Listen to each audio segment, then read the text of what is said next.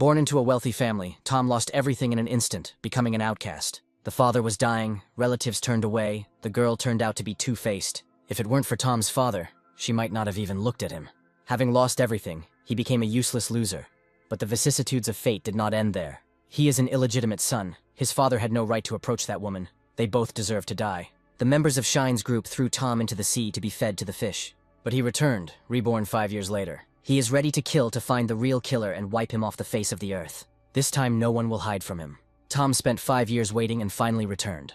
The leadership of the Shine group changed, and the trace of its predecessors was lost. We need to continue the investigation. Since Tom has returned, he is obliged to avenge his father's death. His wife left a number. She will meet him and take him home. 5 years ago, the doctor said that my father's heart would not last without an operation costing $200,000. The bank froze Tom's family's accounts, and he asked for the transaction to be carried out in advance. The hospital is not a charity. They do not perform operations for free. Tom decided to ask his grandfather, but there was no point in turning to him. The entire Zhang family capital was written off in his uncle's name, and he had no intention of giving Tom money. He owed his father tens of millions, wasted in gambling. Tom's father helped him not to lose the company. And now, when they are dying, his uncle does not want to help. His father's current investments are unprofitable. There is no point in saving him. Instead of lending money to Tom, it would be better to invest in dog breeding. Tom was furious and demanded that they give him money. Uncle's guards beat him with electric batons. Then he came to his girlfriend. Everyone knows his old man owes Shine 200 million. Tom's cousin, Kevin, kicked him. Tom flew into the water. Now the pool will have to be cleaned. Kevin thought that Tom stank. He decided to help him freshen up. His father urgently needs an operation. Uncle Van agreed to help. So he thinks that if Alice doesn't give Tom money, her uncle will come and force her. Enough chatter. Alice will give him the money. But there are some things that need to be cleared up. She loves Kevin and wants nothing to do with Tom anymore. His family had nothing left. Alice would not have lent him money even out of pity, if not for her father. Let him just go and get out of here. Stop annoying people with his presence. Kevin stepped on the map. He wanted Tom to get down on his knees and say he was a dog, and then bark. Then Tom hit Kevin. Alice called security. Father must wait for Tom. He finally made it to the hospital. He paid the expenses. The doctor was just about to call him. Tom was late. His father had just passed away. After all, everything was fine with him this morning. The doctor was afraid that Tom would not be able to raise money for the operation. He doesn't remember how the funeral went, but he remembers that it rained. That's when people from the Shine group attacked him. Tom is the head of the family. There is no need to return to the Wong family's parental home. Uncle Wong felt guilty, so he married his eldest daughter to him. Tom needs to achieve a high position in society in order to crush everyone in the future. He will crush all those who mocked him and hated him. A meeting with Head of State Rice regarding investment is just around the corner. My father called and asked me to pick up Tom, so there was no choice. Uncle Van doesn't understand anything. His youngest daughter filed for divorce, and in exchange he decided to marry off this worthless Susan. Van heard that Tom had already arrived. Ever since he saved his family, Van has been watching his movements. If he needs anything, don't hesitate to ask. Tom will figure it out himself. When needed, Van will hand over the Daybreak group to him, and Secretary Tina Miles will contact him soon. They will talk later. Rather, they are in a hurry. 5 years of military service, and Tom is still the same as before. Chief Rice is already there. They will arrive in half an hour. He said he would wait at Susan's house. But this is a business meeting. Dan Rice's company is about to receive 20 million in investment, and then he will be able to help Susan survive the financial crisis. Tom just got back. Susan's mother, Linda, will demand their divorce, and she and Dan will be together. Here comes Susan. She came to discuss the company's affairs. It was a little rude of Dan to come to her house. They'll be a family soon, and there's no need to argue. Dan said he'll give Susan 10 million. They should get closer. Tom is no use anyway, so they wanted to get rid of him. Susan's company, Rhythm, needs Dan's money. He helped them out so much, not like that incompetent Tom. He could have gotten 10 million too. He will have to abstain from drinking and eating for the rest of his life to save up such a sum. Tom's friend may have money. His friends are just as lazy as he is, and he has no connections. They come from different walks of life. Stop arguing, it doesn't concern Tom at all. With Dan, Susan won't need money. Tom grabs his hand. It would be rude of him not to shake Dan's hand goodbye. The deal falls through. Dan withdraws his investment. No need to get upset. Linda will make him apologize. Let Tom crawl on his knees and lick Dan's shoes, and then bow and apologize and sign the divorce papers. He is waiting for an important call. Dan has news from an investor. He thinks his project has attracted the attention of management. This is a call from Daybreak. They withdraw investments and cease all cooperation. Dan wants to talk to the director. Unfortunately, he passed away. Dan's request was probably approved. If they withdraw the investment, he will be finished, so they have no chance. Tom understands everything, but he has no connections, and they are from different walks of life. He might have to spend the rest of his life working as a janitor. Dan can't lose what he worked so hard to get. He runs away. Tom didn't do anything. He has no idea what came over Dan. It's a coincidence, because Tom just returned. It's a good thing Tina Miles didn't give him away. Tom insulted Dan, and now he won't want to help them. Besides, there are only a couple of days left until the family banquet, and when Grandma finds out about what happened, she will be furious. The old wound is making itself felt. I need to leave quickly. The road was long. I needed to rest. Tom dared to ignore Linda as if he was the boss in the house. They must divorce immediately. She can't stand his presence any longer. This mystical cleanser came in very handy. The pain was noticeably reduced. The purifier fell into Tom's hands completely by accident. Without it, he would hardly have returned alive. Tom gets a call from Leo Howe, his friend from high school. Today their classmates saw Tom leaving the airport, which means he did return. Leo is now with his classmates in Flower Moon and invites Tom to join him. He probably remembers Norman Lee. He liked the most beautiful girl in the class, who was hanging around Tom, so Norman didn't like him. He had recently become a director and was about to sign an important contract with Leo. But before that, he asked to call Tom. He will come. This contract is very important for Leo's family. They will discuss this when Tom comes. It will definitely happen, so you can sign it now. Tom enters. He used to be a self-confident guy, but today he learns where his place is. Norman already thought that the guards wouldn't let him through. He can sit down. Norman heard that he had spent the last few years in the army, and that Tom was now looking for a job. So he is an impoverished soldier. It is not worth inviting him to their meetings anymore, otherwise they will sink to the same level. Norman's company needs security guards. Tom has the skills for this kind of work, although he still needs to know English, and he didn't finish high school. If you're unlucky with work, you can always start begging. It was lucky that Amanda didn't become his girlfriend. Otherwise, he would have come to her begging. You always need to look for a reliable partner so that if the family disappears, he can achieve something. So Norman asked to call Tom to mock him. Leo said he needed money for powdered milk formula for his son. He asks what Norman wants. Let Leo and Tom both get down on their knees and admit that they are losers. Then he will give them money. They were classmates after all. Leo already looks pathetic. His authority won't get any worse. They don't even have enough money for food. His wife is ashamed to look her friends in the eyes. If he doesn't get money, they get divorced.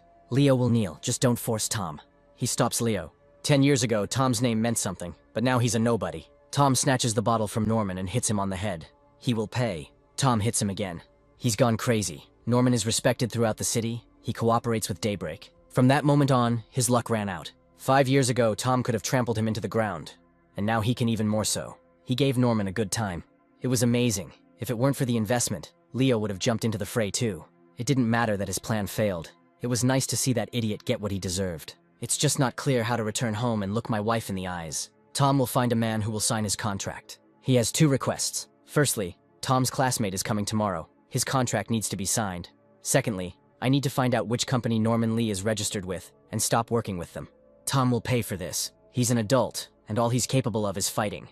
We need to get out of here before they get into trouble. Because of Norman, Daybreak dropped them from their list of partners. I'd like to know what he did to displease the head of Daybreak. He worked hard to get such an investor. He was supposed to be promoted. He didn't cross anyone in his circle except Tom. Norman finds him. He came to apologize. Tom doesn't need his apologies.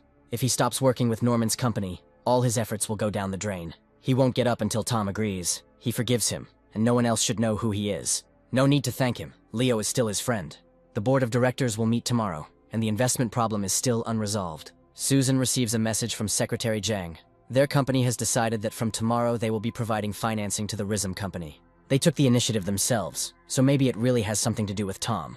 Although it's unlikely that if he stops making her life difficult, things will be good. Tom enters. He came just in time. They discussed everything and decided that their marriage should be dissolved. Tom has no desire to discuss it. Susan can give him a villa and $1,000,000. What she listed is of no value. Tom served for 5 years and will no longer follow the whims of others. When he came to ask Alice for money, Susan protected him. There is no need to beat a man when he is down. His family has already turned away from him. If anyone needs to be punished, it is them. Tom will not agree to a divorce. Soon Susan will realize that marrying him was not a mistake. Now it's better to think about tomorrow's directors' meeting. The board has always included only shareholders, so it's unclear why Grandma invited Tom. The soldier has already returned from service. He probably decided to butter up Sam's grandmother so that she would get him a job. Something needs to be cleared up. There is no place for worthless people in their family. People like him don't change. He doesn't even have anything to say. Sam heard that Susan's company had been invested in, so she was temporarily safe, although she was a girl, so she only needed to look good. A few feminine tricks and you can start raking in money. They didn't expect this from Director Wang. They had to be careful with him. The director has arrived. She hadn't seen Tom for a long time. He was demobilized. Now he has no rank and is unemployed. He served in the army for 5 years and did not even become an officer. Well, let him sit down. May was told that RISM had been funded and that Susan was no longer in danger of a crisis. However, this will not last long. We need to concentrate on strengthening our position. Daybreak announced a new project called Spring Patterned Hall, in which RISM and Quaisot will be participating. But since RISMA is poorly managed, something needs to be changed.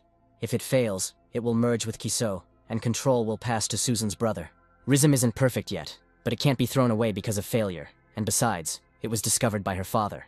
May is the head of the family and can do everything as she wishes. She constantly puts Sam above her. Grandma's decisions are, as always, wise. The strongest survives. That is their family motto. All of May's actions are aimed at their benefit, to get rid of the freeloaders. It's time to turn to Daybreak for help. Leo still can't believe that this company belongs to Tom. Apparently, they came together to get jobs as security guards. He's here on business, no need to pay attention to her. Amanda's boyfriend is an HR manager, so he helped her get a hostess job without an interview. She doesn't even have to work. She just has to show up every day to get paid. Amanda's boyfriend shows up. The new director is about to arrive. He has enough of his own things to do, but Amanda needs to be registered as an employee. This is the classmate she was talking about. He came to apply for a job as a security guard. Tom is congratulated on his new position as head of Daybreak. Larry Wang abused his official position, including taking bribes and receiving a salary under a fictitious name. An investigation must be launched immediately. Here is information about the companies participating in the Spring Patterned Hall project. Among them is the rather strong company Rolte and the Wang Family Trading Group. Daybreak has a new leader, and he acts decisively, but his methods are harsh. Apparently, everyone is determined to win. If Susan wins, she will be able to multiply her family's fortune tenfold. She was lucky that RISM was invested in, but her finances were still not enough to win. Or maybe she decided to use her feminine charms on the new director. Daybreak's director's secretary, Tina Miles, appears. She thanks everyone for participating in today's meeting. The tender results have already been announced. Tina asks Sam Wang to stay late. The rest can leave the meeting. But it is possible to announce the results publicly. They all prepared for so long, and Tina just skipped the qualifying round and didn't even explain to the losers the reason for her loss. It's unfair. This territory belongs to Daybreak. Their word is law here, and they define what justice is. Tina asks to carefully study the contract. If everything is okay, then let him sign quickly. The contract was provided in 2 copies, and the signature of the head of Daybreak is already there. He won, which means RISM comes under his control. He will continue to work hard. It's all because of Susan's incompetence. Now we need to see what exactly Daybreak offered them. As part of the Spring Patterned Hall project, Sam agrees to donate his factories and distribution channels to RISM for the sake of mutual benefit. RISM became a partner, and Quaisot became only a production company. RISM won, but there was no need to set up Quaisot like that. Perhaps the new director has something against Sam. One thing is clear, the project went to the Wang family. May never doubted Susan's talent. She won, as expected, and from now on she is the vice president of the Van Group. This means that Grandma loves Susan and wants to make her her heir. In exchange, RISM will come under Sam's control. Their grandmother is very wise. It turns out that Susan was given the position of vice president to limit her influence. The vice president reports only to May, and besides, Susan is a girl and will have to leave her job when she has children. Susan refuses, and besides, May's maiden name is not Wang, and she is also a woman. By marrying Susan's grandfather, she became part of this family. The care of it fell on her shoulders, and Susan is only half Van. She has no right to the property of this family. She will not allow anyone to take away what is rightfully hers. Susan doesn't dare contradict her grandmother. May becomes ill. This is what Susan did. Sam will not forgive her if something happens to Grandma. She is so disrespectful to her elders. Susan will do as May said and give Rizmi back. If she starts arguing, everyone will turn against her. But in reality, it is the grandmother who doesn't like her relatives. Several days have passed, and Susan is still worried. Dan calls her. He heard about what happened and wants to express his sympathy. He has agreed with the head of the Open Space Company on a new project worth 10 million yuan. He has heard about Susan's abilities and wants to work together. She can come now and discuss everything. Because of her grandmother, she found herself in a difficult situation. But it is quite late now. Opportunities won't wait, you have to grab them. Susan will be here soon. After practicing the mystical purifier, Tom's senses became aware of everything, and he heard the conversation from beginning to end. Susan is not so naive as to think that others need her help without having real power. Frank Lane, director of Open Space, has heard about Susan's talents. Now she has nothing, only the formal position of vice president. And these two decided to make her such a lucrative offer. Something fishy is going on here. Dan offers to sign a contract. He discreetly drops a pill into Susan's wine. Susan reads the contract. We need to drink to a wonderful future. Susan knew they were up to no good. Wine from her glass fell into Dan and Frank's mouths. If this happens again, Susan will call the police. Tom has a worthy wife. The pill took effect too quickly. It was too late to try to spit it out. Need to find some girls to let off some steam. There's a great spot here to cool off. If they love to have fun, Let them have fun to their heart's content. Rhythm is lost. Susan's current position is fictitious. Grandma values her sons and grandchildren. She doesn't care about her daughters. Susan meets Tom. He came to take her home. Maybe it's because she feels lonely, but she's glad that at least he's around. Now Susan has nothing. She can no longer protect him. He should find a job. Tom is already doing something. He will tell us more when the time comes. Susan asks what exactly Tom does. Her mother and grandmother find her. Grandma hits Susan. She only asked Sam to replace her in the management of the company, and she dared to bring trouble on him. He was kidnapped. Susan had nothing to do with his kidnapping. For some reason, she is always to blame for everything. Problems need to be discussed, not physically assaulted. Sam lost a considerable sum of money at the casino, so he was kidnapped. This family is digging its own grave. Tom does not dare interfere in the affairs of May's family. As long as he's here, no one will touch Susan. May has no evidence. If it turns out that Susan was not involved in the kidnapping, she will have to apologize to her. They come to where Sam is being held. May tells Susan to tell those guys to let him go. They need $300 million for the ransom. But Susan hired them. Here at the casino, a person familiar with the situation informed Tom that Sam had lost money and borrowed money to pay it off. He's not like that at all. Susan is behind all this. The scoundrel hired people to kidnap him and demand ransom. I wonder who hired him to kidnap people. This is Brandon Steele, the richest man in Yunhai. So, Mei Wang's grandson claims that Brandon was hired to kidnap him. This is nonsense. There is no need to hire him to help catch a scammer. In Yunhai, Brandon is the most powerful man. With the snap of his fingers, their entire family could end up on the street. If there was a misunderstanding, it can easily be explained. Brandon will not allow anyone to slander him. Mei tells Sam to tell the truth. He lost $300 million at the casino, and they wouldn't let him leave. They told him to call and ask someone to come. And Sam had the guts to play with such sums. Mei has such a bitter fate. Her husband died early. Her children and grandchildren are too naive. She can only dream of spending the rest of her days with a man like Brandon. The nasty old woman is not ashamed to flirt at her age. If she's finished crying, let her get up and they'll discuss paying off the debt. May's family doesn't have that kind of money, so she asks for mercy. Brandon had already prepared a solution. They have to sell their company, and there is also a deed of transfer of all real estate registered in Van's name. But Sam can get a job at his entertainment company to pay the rest. First, he will send him to Thailand, where he will undergo surgery, and perhaps upon returning home, he will become a star. May asks not to take Sam. Let Susan come up with something. She must have found 20 million somewhere. No need to take Sam. May's granddaughter is much prettier. She is much more attractive than the girls who accompany Brandon, and she makes money. He can take her and do whatever he wants. Grandma can't do this to Susan. It's like she means nothing to her at all. Girls are nothing but losses, but as long as she can help save Sam, she means something. There is some sense in what May says. Unfortunately, Brandon hates those who do not take women's rights into account. If May doesn't sign the contract, Sam won't even get to Thailand. The operation will be performed right here and now. May will sign. Her company and property were all gone. May falls. She suffered a stroke and is expected to be bedridden for the rest of her life. Tom is grateful to Brandon for helping Susan get what's rightfully hers back, and he's also very grateful for Daybreak's support. Here is a list of all the Wang family's property, including jewelry. This belongs to Susan. Brandon can keep it and return it to her when the time comes. Tom feels pain when he gets up. Old wounds make themselves known. The mystical cleansing technique helped to alleviate the wounds, but it is extremely difficult to heal them. Brandon can introduce him to good doctors. Medicine is powerless here. Only the remaining parts of the purifier will help. Brandon will find them, even if he has to spend all his belongings. Tom notices the pendant. It emanates an energy similar to the parchment of technology. He has important business. He needs to hurry home. They'll come up with something. My father was diagnosed with late-stage cancer. Since childhood, Uncle Wang treated Tom well, and when everyone turned their backs on him, he was not one of them.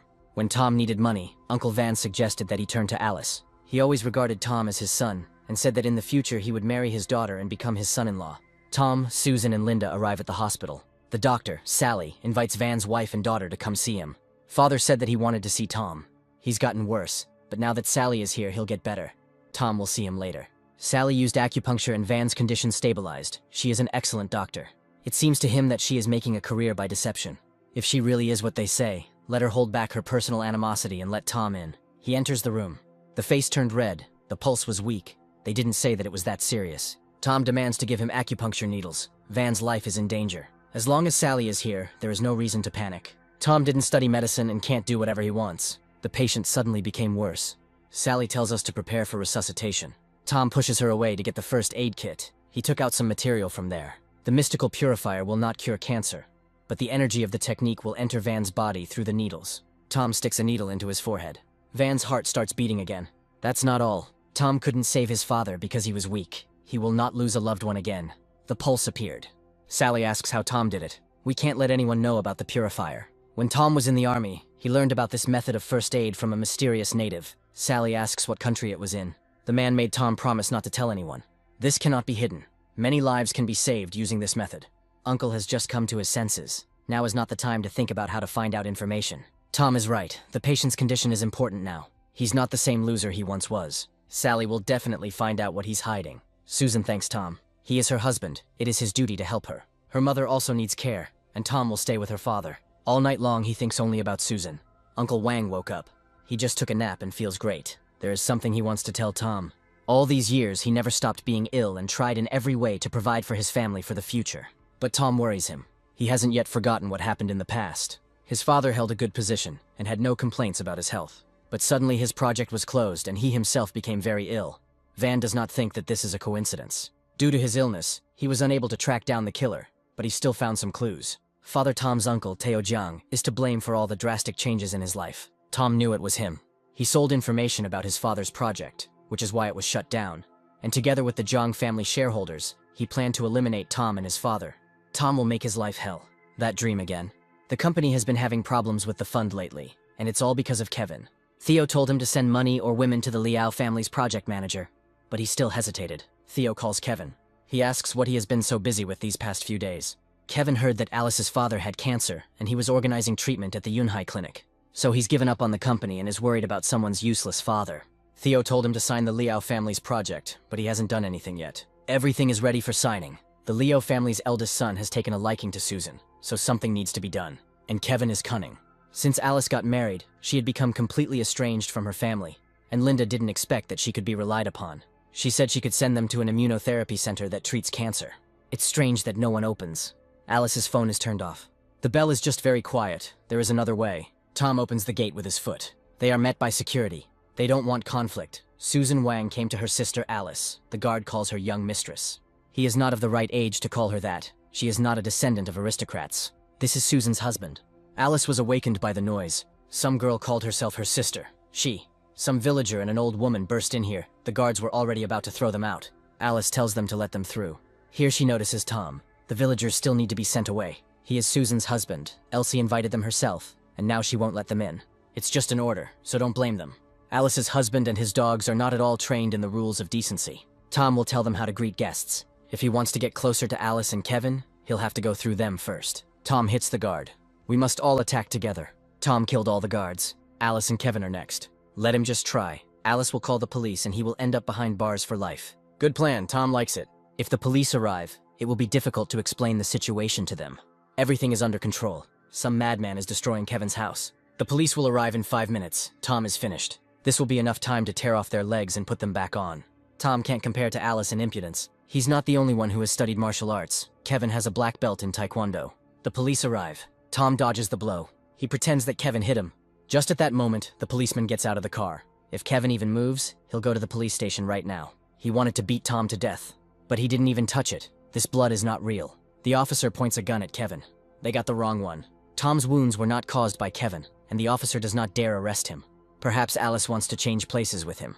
Tom is fine. The police officer is so young, and already a deputy chief. Renee can't stand to see someone get bullied. Here's her business card.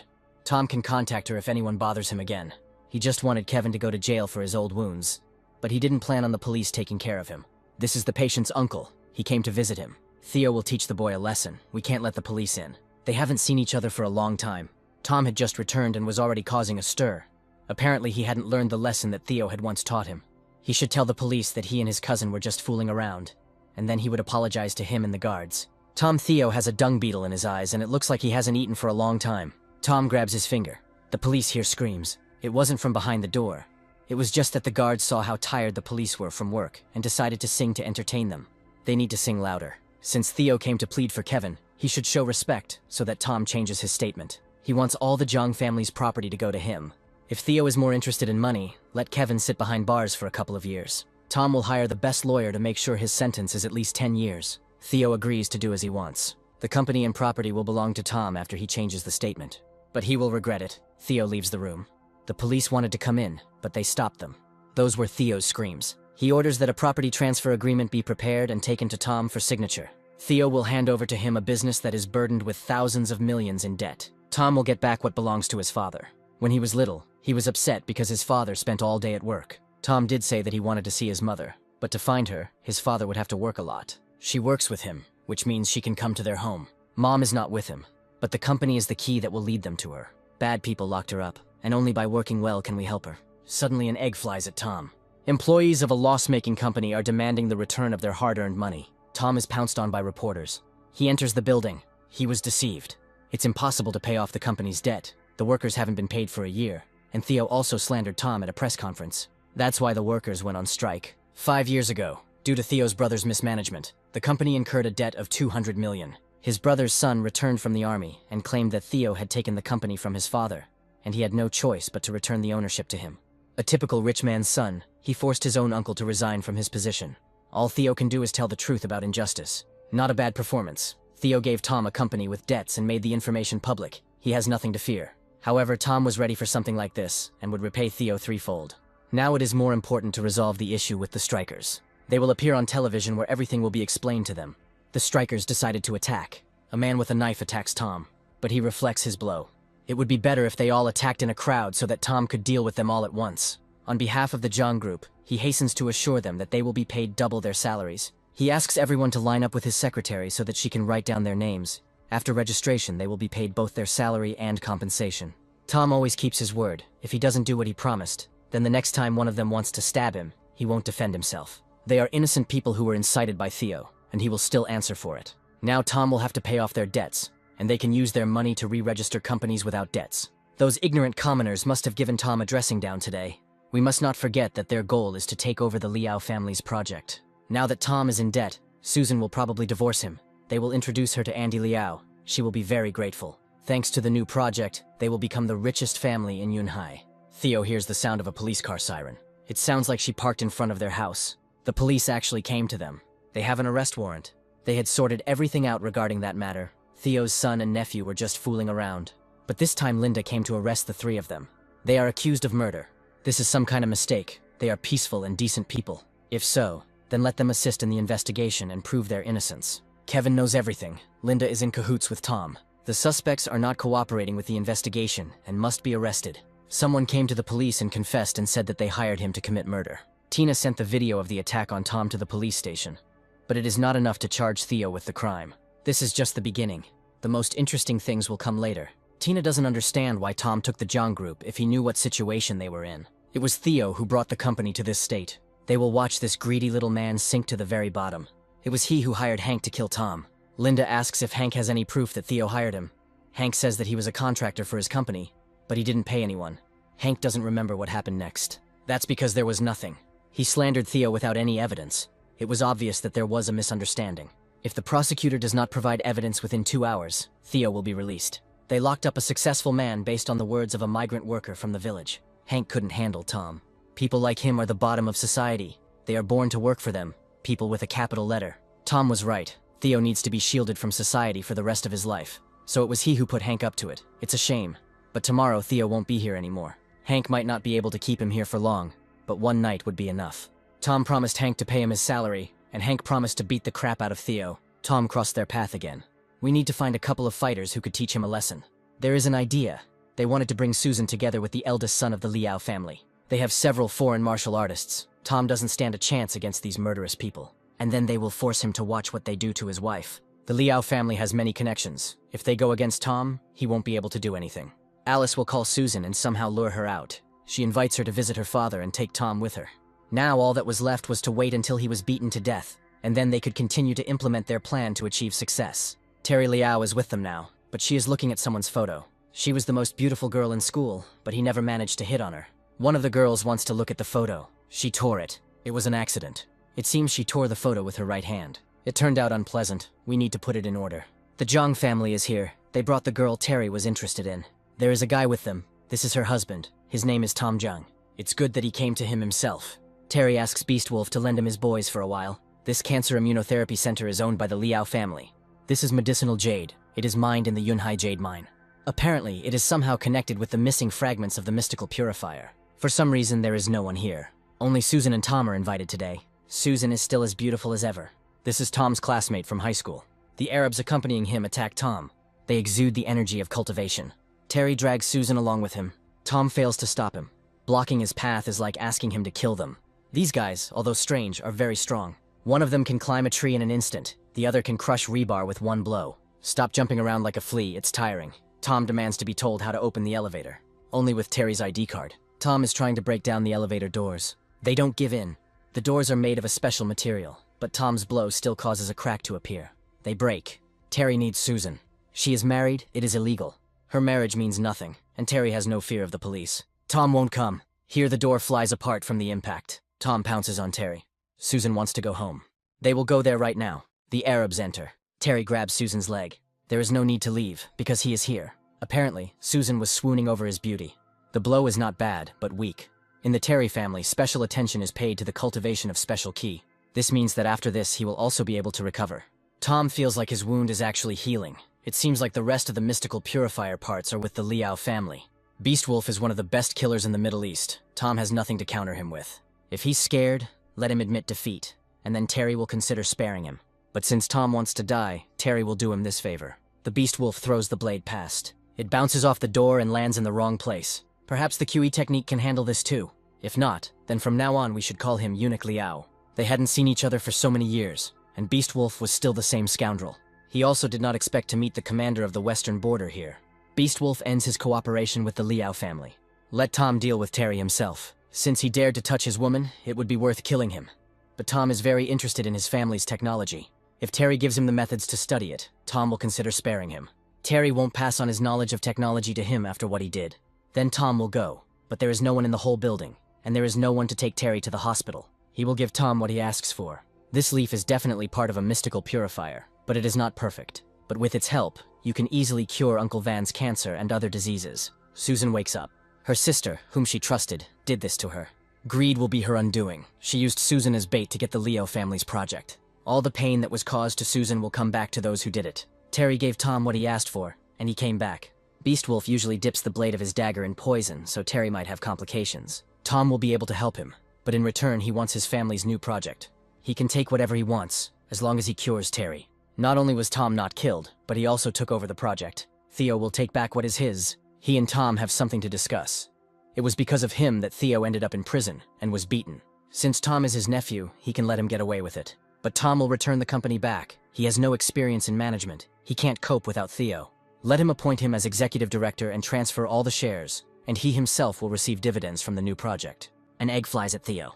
They don't need an evil director. Tom gave them both work and decent pay. Theo doesn't know how to run a company. He needs to be discouraged from doing so. Theo manages to escape from the outraged workers. Mr. Liao wishes to speak with him. Terry was waiting for Theo. He also wanted to meet him to ask why the project went to Tom. He beat Terry and forced him to give him the project. He not only got the girl of his dreams, but was also beaten. Mr. Liao has a good project, but a startup requires at least 500 million. And the project is also risky because it involves nuclear energy. You can get money from the bank, and there is no point in worrying about nuclear energy. They will take on this project and become rich without much effort. And Tom's coal project will remain unclaimed, because it is a technology of the past. They will make his life hell. Having acquired the project, Kevin will take out a loan. Theo can guarantee that Tom will lose his good name. Kevin asks Alice to give him the jewelry and designer bag that he recently gave her. The former director of Jiang Group, Teo Jiang, founded a new company, Teo, which is working on a nuclear energy project. If everything goes well, he will become the king of alternative energy sources.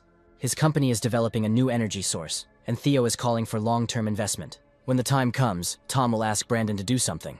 The richest man in Yunhai came to Theo and said he wanted to invest in their project. Brandon has already become familiar with the project details and the presentation. It must be said that the project is good, and he is willing to invest $1 billion, but on one condition. After looking at the numbers, it becomes clear that the energy produced is not enough. If Theo can increase the output within 3 days, then Brandon will invest in the project. 3 days is a short period of time, and besides, it's dangerous. Theo tells Kevin to shut up. There won't be any problems. Theo will contact the right people right away, and they will demonstrate the requested result. Theo orders the productivity to be tripled. This is very dangerous. No problem. Brandon will think about whether to invest. They're just being very cautious. Theo is their boss. Let them do what they're told if they don't want to lose their jobs. Brandon will be able to see the results very soon.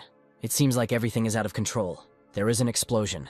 The screen went blank, probably a bad signal. The explosion causes the window glass to fly out. There was an explosion at their nuclear power plant. Brandon hates people who will stop at nothing to make money, and he will never talk to Theo about investing again. This is the end. The new nuclear plant exploded. Theo's company was declared bankrupt, and everyone turned their attention back to the coal project. Theo asks to lend him money, but everyone refuses. Alice doesn't want to live here. Kevin doesn't either. But their house is sealed and their accounts are frozen. Theo has already called everyone. No one wants to lend him money. There is someone they haven't asked for help yet, and that is Tom. Director Zhang came to him. He wants to talk to him, probably wants to ask for money. Tom had been waiting for this moment for a long time. Theo found out that his son's wife had betrayed her sister, so he brought her here to apologize. Mere words will not be enough. She must be punished for such an offense. Theo only wanted to fool Tom by playing out this scene, but apparently, everything will not be so simple. He came to make Alice apologize, or maybe he's just pretending. Kevin needs to teach his wife a lesson. He hits her. Kevin did say they were going to pretend. Alice deserved to be treated like that for what she did. Kevin dared to beat his wife to get money. If Alice had known what he was like, she would not have broken up with Tom. He won't even look in her direction. He's a multi-millionaire, and Alice is a nobody. Tom is no longer angry with them. They can go. Theo wanted to ask him to lend them some money. 5 years ago, Tom also asked Theo for money when his father was seriously ill. But Theo said it was better to invest in breeding dogs than to give money to such losers. Theo was wrong. If Tom didn't help him, it would all be over for him. When Tom sees how old he has become, he has a desire to make sure that he spends the rest of his days alone. Let him bark, and Tom will feed him like a dog. Technically, he will pay for the food. This is too much. Then Kevin starts barking. Not bad. He can go after Tina Miles. She will give him money, but only he can use it. If Kevin shares with his father, Tom will take them away. Theo raised Kevin, and he does this to him. All this time, Theo treated him like a nobody. Kevin doesn't acknowledge him as his father. His father is the one who has money. If Theo doesn't want to bark, let him go away. He used to work with the Shine Company, and together they betrayed Tom's father. If Theo tells about his accomplice, he will get money. His name was Stanley Wen. He studied with Tom's father, but he went missing several years ago. Theo told everything he knew. There are more than 200,000 here. He didn't bark like a dog, and his information was of almost no use, so this amount would be enough for him. Theo agrees to bark. Tom already has a dog, Kevin. He doesn't need another one. He has so much money, but he can't do his uncle a favor, and he's not afraid that Theo will take revenge on him. He was arrested for forcing his employees to go against job instructions, which resulted in an explosion and many people being injured. Brandon provided the police with a video recording of Theo. Now he will definitely not become rich, and he will spend the rest of his days in prison. A military man came to Zhang Group. He is such a handsome guy. The investigation into Stanley Wen has been successfully completed. 5 years ago, a large sum of money was deposited into his account, after which he began collaborating with Teo, now known under the false name Andy Wen, located in Yunhai and holding the post of head of Shine. Tom remembers his face. It's definitely him. Not only did he betray Father Tom, but he also tried to kill him. After a banquet in honor of the new coal project, Tom and John will go to Jiangnan. Tom wants to personally finish off Stanley Wen and those who stand behind him. There is a banquet coming up soon, and Susan must force Tom to announce in front of everyone that most of the Zhang Group's shares and assets have been transferred to her name. She is his wife. Without her, Tom would not have what he has now. The more money a man has, the worse his character. If Susan does not take everything under control, he will run away to another. The banquet is about to begin. Tom is just in time. They need to discuss something. Linda wants him to announce during the banquet that all his property will be transferred to Susan. At the very beginning he had nothing, but they accepted him as their own son, and now he doesn't want to share, so let him get a divorce. Susan would never divorce him, no matter whether he had money or not. She will regret it. In fact, Linda said everything correctly. Since they are married, it's time for Tom to transfer the property to his wife. Susan doesn't need his money, she'll earn it herself. Then let her think of it as helping her husband. Tom doesn't know at all how to manage such large sums. Tom would like to announce that most of the shares and assets of the Zhang Group will be transferred to his wife. Brandon wants to see Tom. He needs to discuss something important. Tom comes out to him. He disappeared somewhere, and Susan really wanted to dance with him. Here it is. Brandon really needs Tom's help on an important matter. This is his good friend Cindy Fen, the daughter of the financial director of the Fenchai Company. There had been a lot of attempts on Cindy and her father's lives lately, so Brandon wanted to know if Tom could send a good guard to them. Their company would pay Tom generously if he could organize decent security for them. Here comes another killer. They don't let him get close, but he grabs Susan and tells Tom to kill Cindy if he wants his wife to live. The killer counts to 3.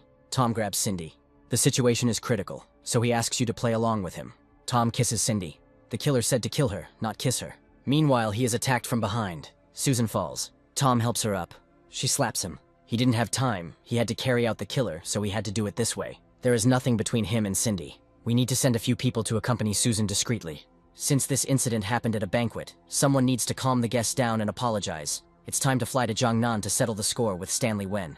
All the attempts on Cindy's life were carried out by Shine. They want to control the business district of Jiangnan, so they wanted to eliminate their competitor. Tom will destroy them completely. Kunkun's fans came to meet their idol. The red carpet was just for him. If they are not Kunkun fans, let them go out the other door. Those crazy fans again. An old man is coming down the stairs. This is the path for Kunkun. He must not dirty it. The old man falls. We need to get him off the track. This is where Tom intervenes. He helps the old man up. Kunkun is about to arrive, so it's time for them to get out of here. This staircase belongs to the airport. The old man was badly hurt. Apparently they only respect worthless people like themselves. Tom is not worthy of even mentioning Kunkun. They hate those who speak badly of their idol without knowing him. Tom should apologize. Tom asks what they will do if he doesn't apologize. Once he's in the coffin, it will be too late to cry. John punches a fan who wanted to attack Tom. He practices taekwondo, but he was defeated. Tom insulted their idol. Lisa will call every fan of Kunkun, and they will destroy him. All they can do is squeal, but their idol might find out what they are doing. Kunkun loves them very much and says that he will always be on their side. Since they behave this way because he supports them, Tom has no reason to pity them. He tells John to contact the Bureau of Cultural Affairs so that they can ban this Kunkun from appearing in public. He is from a good family. Their request will not be approved. Tom knows how to act like a clown. He has good intentions. But you shouldn't say that because his words might be taken as a joke. Someone is calling Lisa. Kunkun's concert has been cancelled and all his albums have been removed from sale. He was indeed banned from appearing in public. Lisa was wrong, but artists should not be held responsible for the actions of their fans. Their Kunkun is not to blame for anything. If he defends his fans who behave this way, then it means he is not so innocent.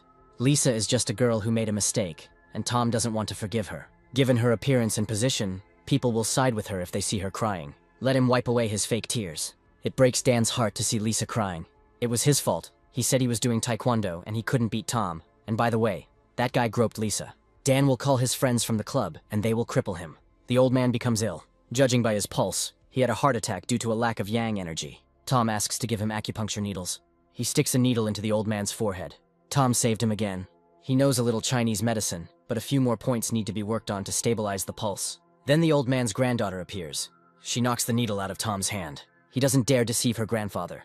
The doctor said that he suffers from neurosis. Everything else is fine. He always blindly trusts others. This young man saved the old man twice. His granddaughter should apologize. Since she's here, she can take him to the hospital, and they have things to do. Tom is too smart for a crook. The old man becomes ill again. His granddaughter will take him to the hospital right now. Their comrades from the army are already waiting nearby to go to the Fen family's company together. Here they are surrounded by other cars. Here they are. Those who dared to go against his comrades will be punished accordingly. And Tom is brave. All the brothers are here, and he wasn't even scared. Maybe he'll dare to get out of the car. If the wrestler gets out of his sight, he will forget about this prank. It seems Tom was so scared that he lost his mind. The military is arriving. You had the nerve to threaten someone who served. If they want to fight, they won't be turned away. And that's all they can do. The military hasn't even had time to warm up. Wrestlers can't even handle a bunch of weaklings. This is Master Lane, a genius warrior from the Cultivator Union. Looks like I'll have to deal with them myself. So young, and already a cultivator, it is clear that he has improved his internal strength. We need to teach them a lesson. They will pay the Cultivators Union double the cost of the fees as a thank you. Then Master Lane will help rip off their limbs. And it's not him who should be blamed, but yourself. Unfortunately, Tom knows little about his inner strength. Master Lane didn't know that there was someone in the world with such strong energy. Stop pretending to be dead already. Tom said that you can't use internal energy against ordinary people. But this guy is no ordinary person. The military waited for Tom to say this. He apologizes for the delay. There were some minor problems along the way. This is Mr. Zhang. He agreed to ensure their safety. Ray Feng is glad to meet you. Tom is really a very talented person. However, his charges are simple soldiers, so they are hardly suitable. Only those who are members of the Union and Association of Cultivators can become their guards. These soldiers are just a little pumped up. They won't protect Cindy. Her father set a percentage of the company's income as payment, which is probably why they are rude. Cindy knows that they are all very skilled cultivators, but it was Tom and his subordinate who protected her from the killer. So it was he who kissed Cindy. Van thinks that he is a pervert who uses others for his own purposes. Ray is grateful to Tom for saving Cindy, but the people they're dealing with aren't ordinary people, and Tom's charges can't handle them. Van has a proposal.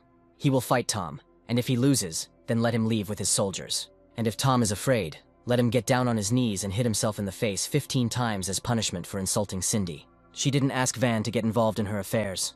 This only concerns them men, so there is no need to interfere. Wong is a cultivator after all. If he insists on competing, Tom might get hurt. He accepts the challenge. He's gone crazy. Wong is the best cultivator in the association. An ordinary person is no match for him.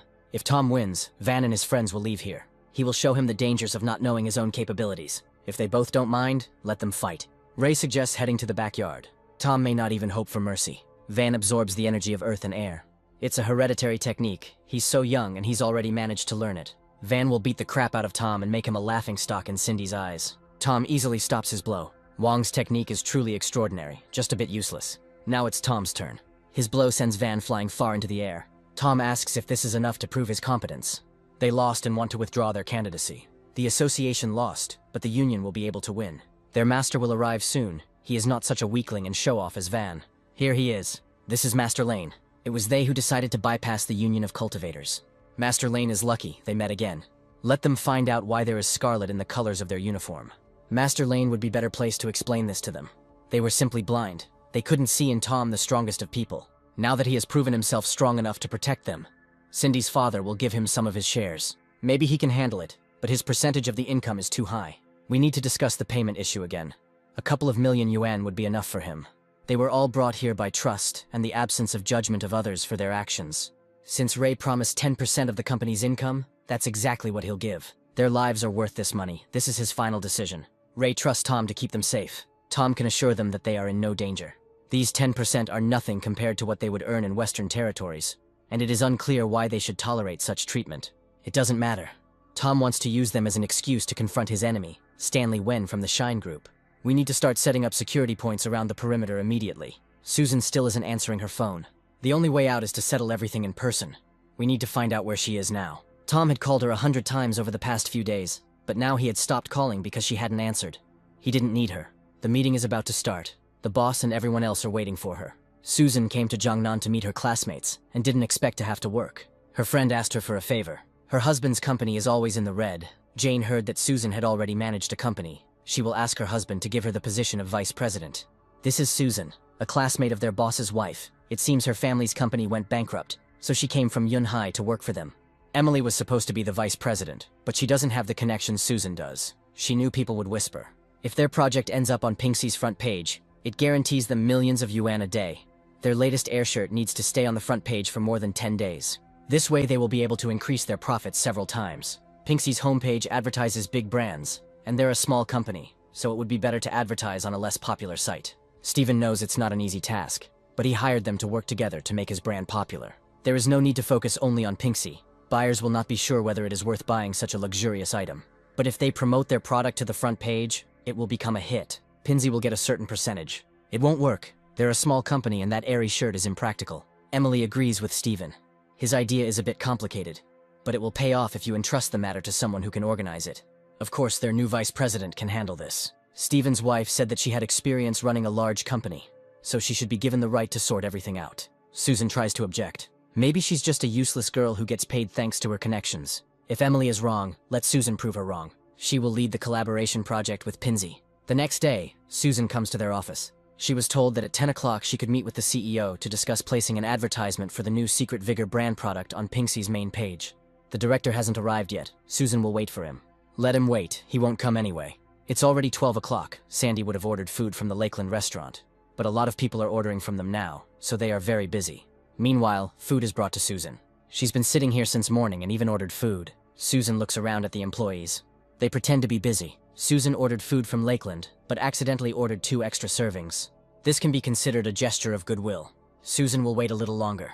We need to call the director. Peter forbade his girlfriend to talk to other men. Someone is calling him at such an early hour. The head of the Secret Vigor brand has been waiting to meet him in the lobby all morning.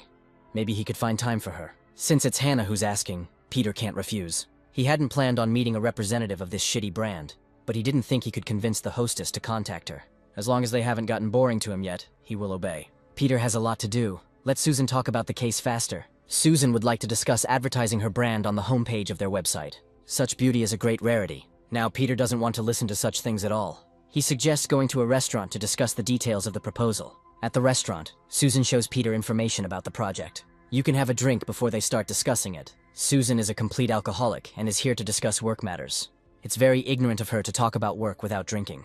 This is exactly how business should be done. Here someone grabs Peter. This is Tom. He came anyway, and Susan thought he didn't care anymore. It is impossible to go drink wine with someone unknown. Susan first demands to know how Tom found her. She thinks he was following her, but that's not true at all. They captured all the spies. A group of armed men burst in here. They are looking for Tom. It was Li Yanchang. Tom came to Jiangnan without telling him.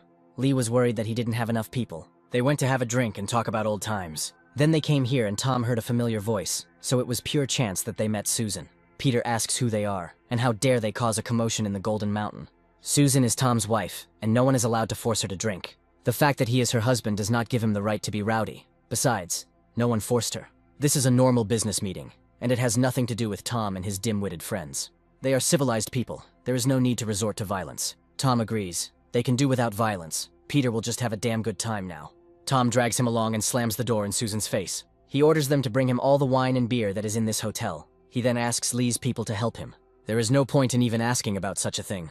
Peter is the CEO of Pinsy. They wouldn't dare harm him. A funnel is inserted into his mouth. Tom pours wine into it. Li joins in. They emptied a mountain of bottles. Tom will pay for the drinks. He picks up Susan. When couples quarrel, they resolve the issue in bed until they get tired of talking.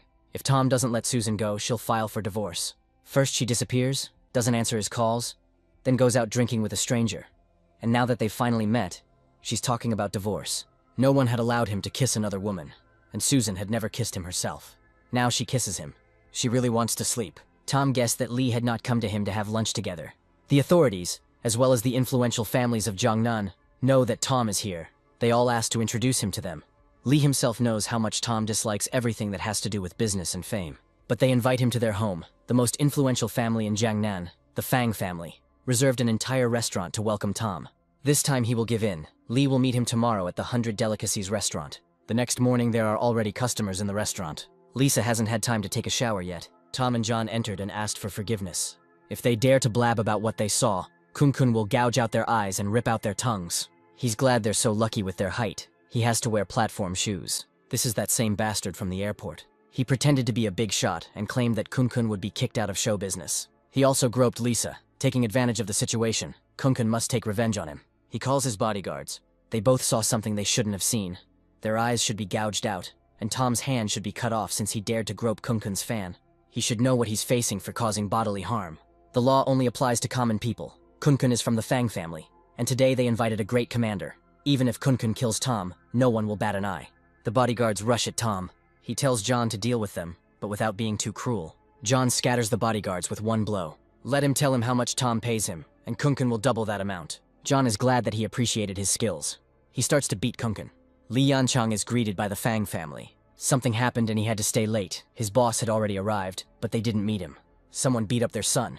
He just wanted to gouge out the eyes of those two idiots, but they beat him up, and even his nose implants fell out from the blow. We need to find these scoundrels. Since they dared to touch Kun, Keith Fan will tear out their eyes so that he can trample on them. Today, their main task is to meet VIPs. The rest is unimportant.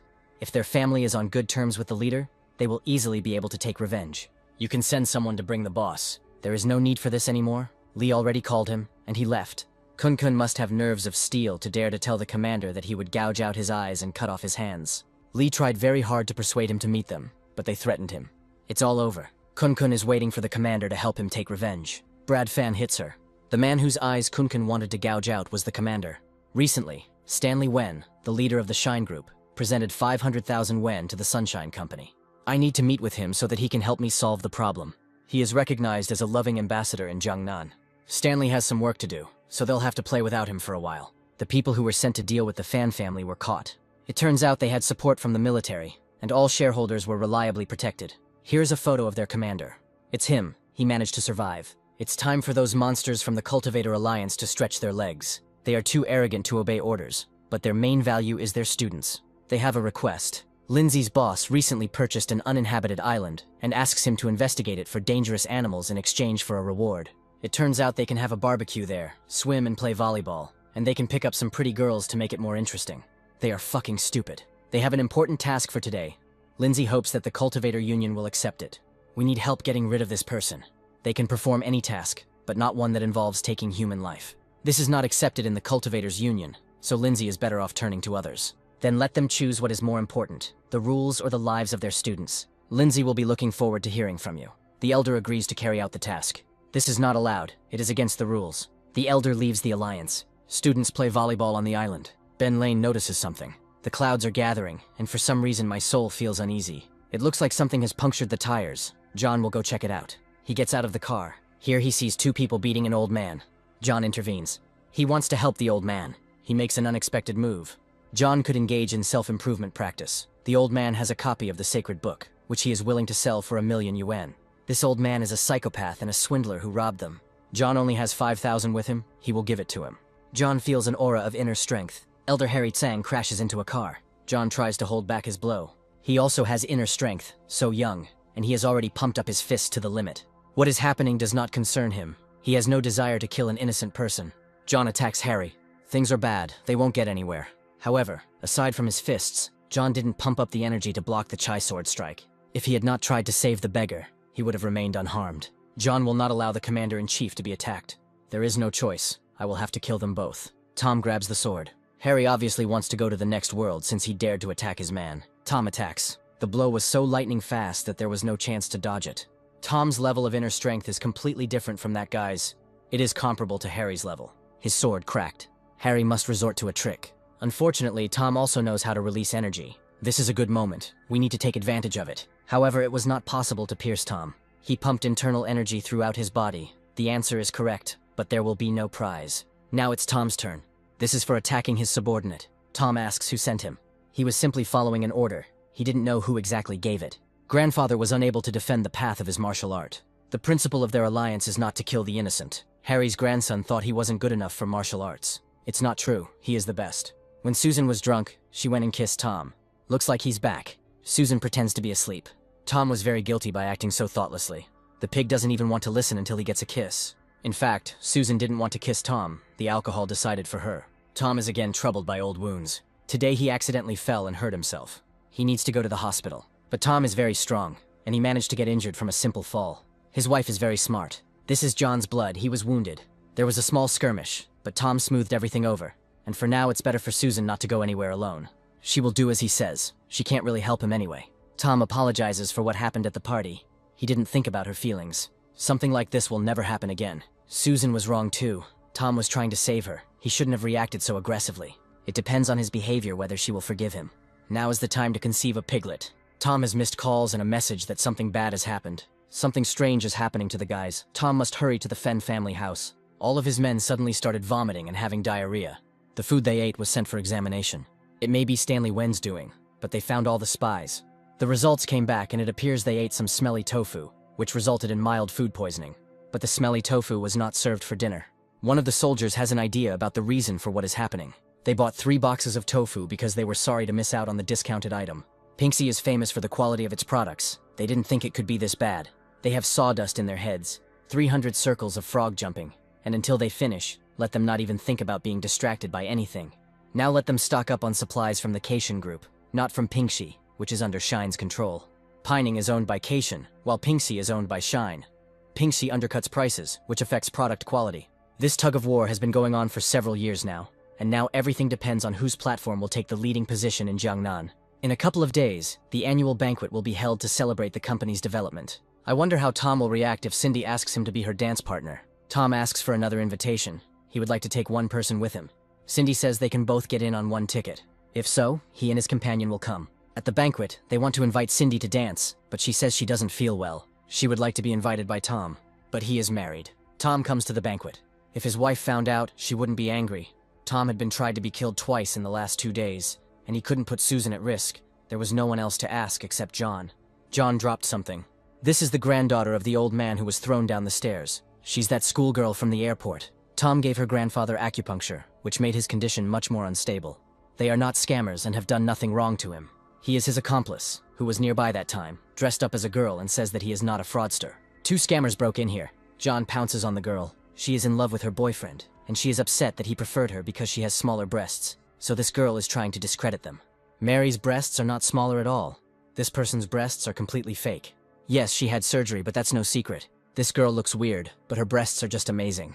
The guard asks Mary to leave the premises. They don't need those who cause a scandal. Mary is the eldest daughter of the Song family. They don't dare throw her out.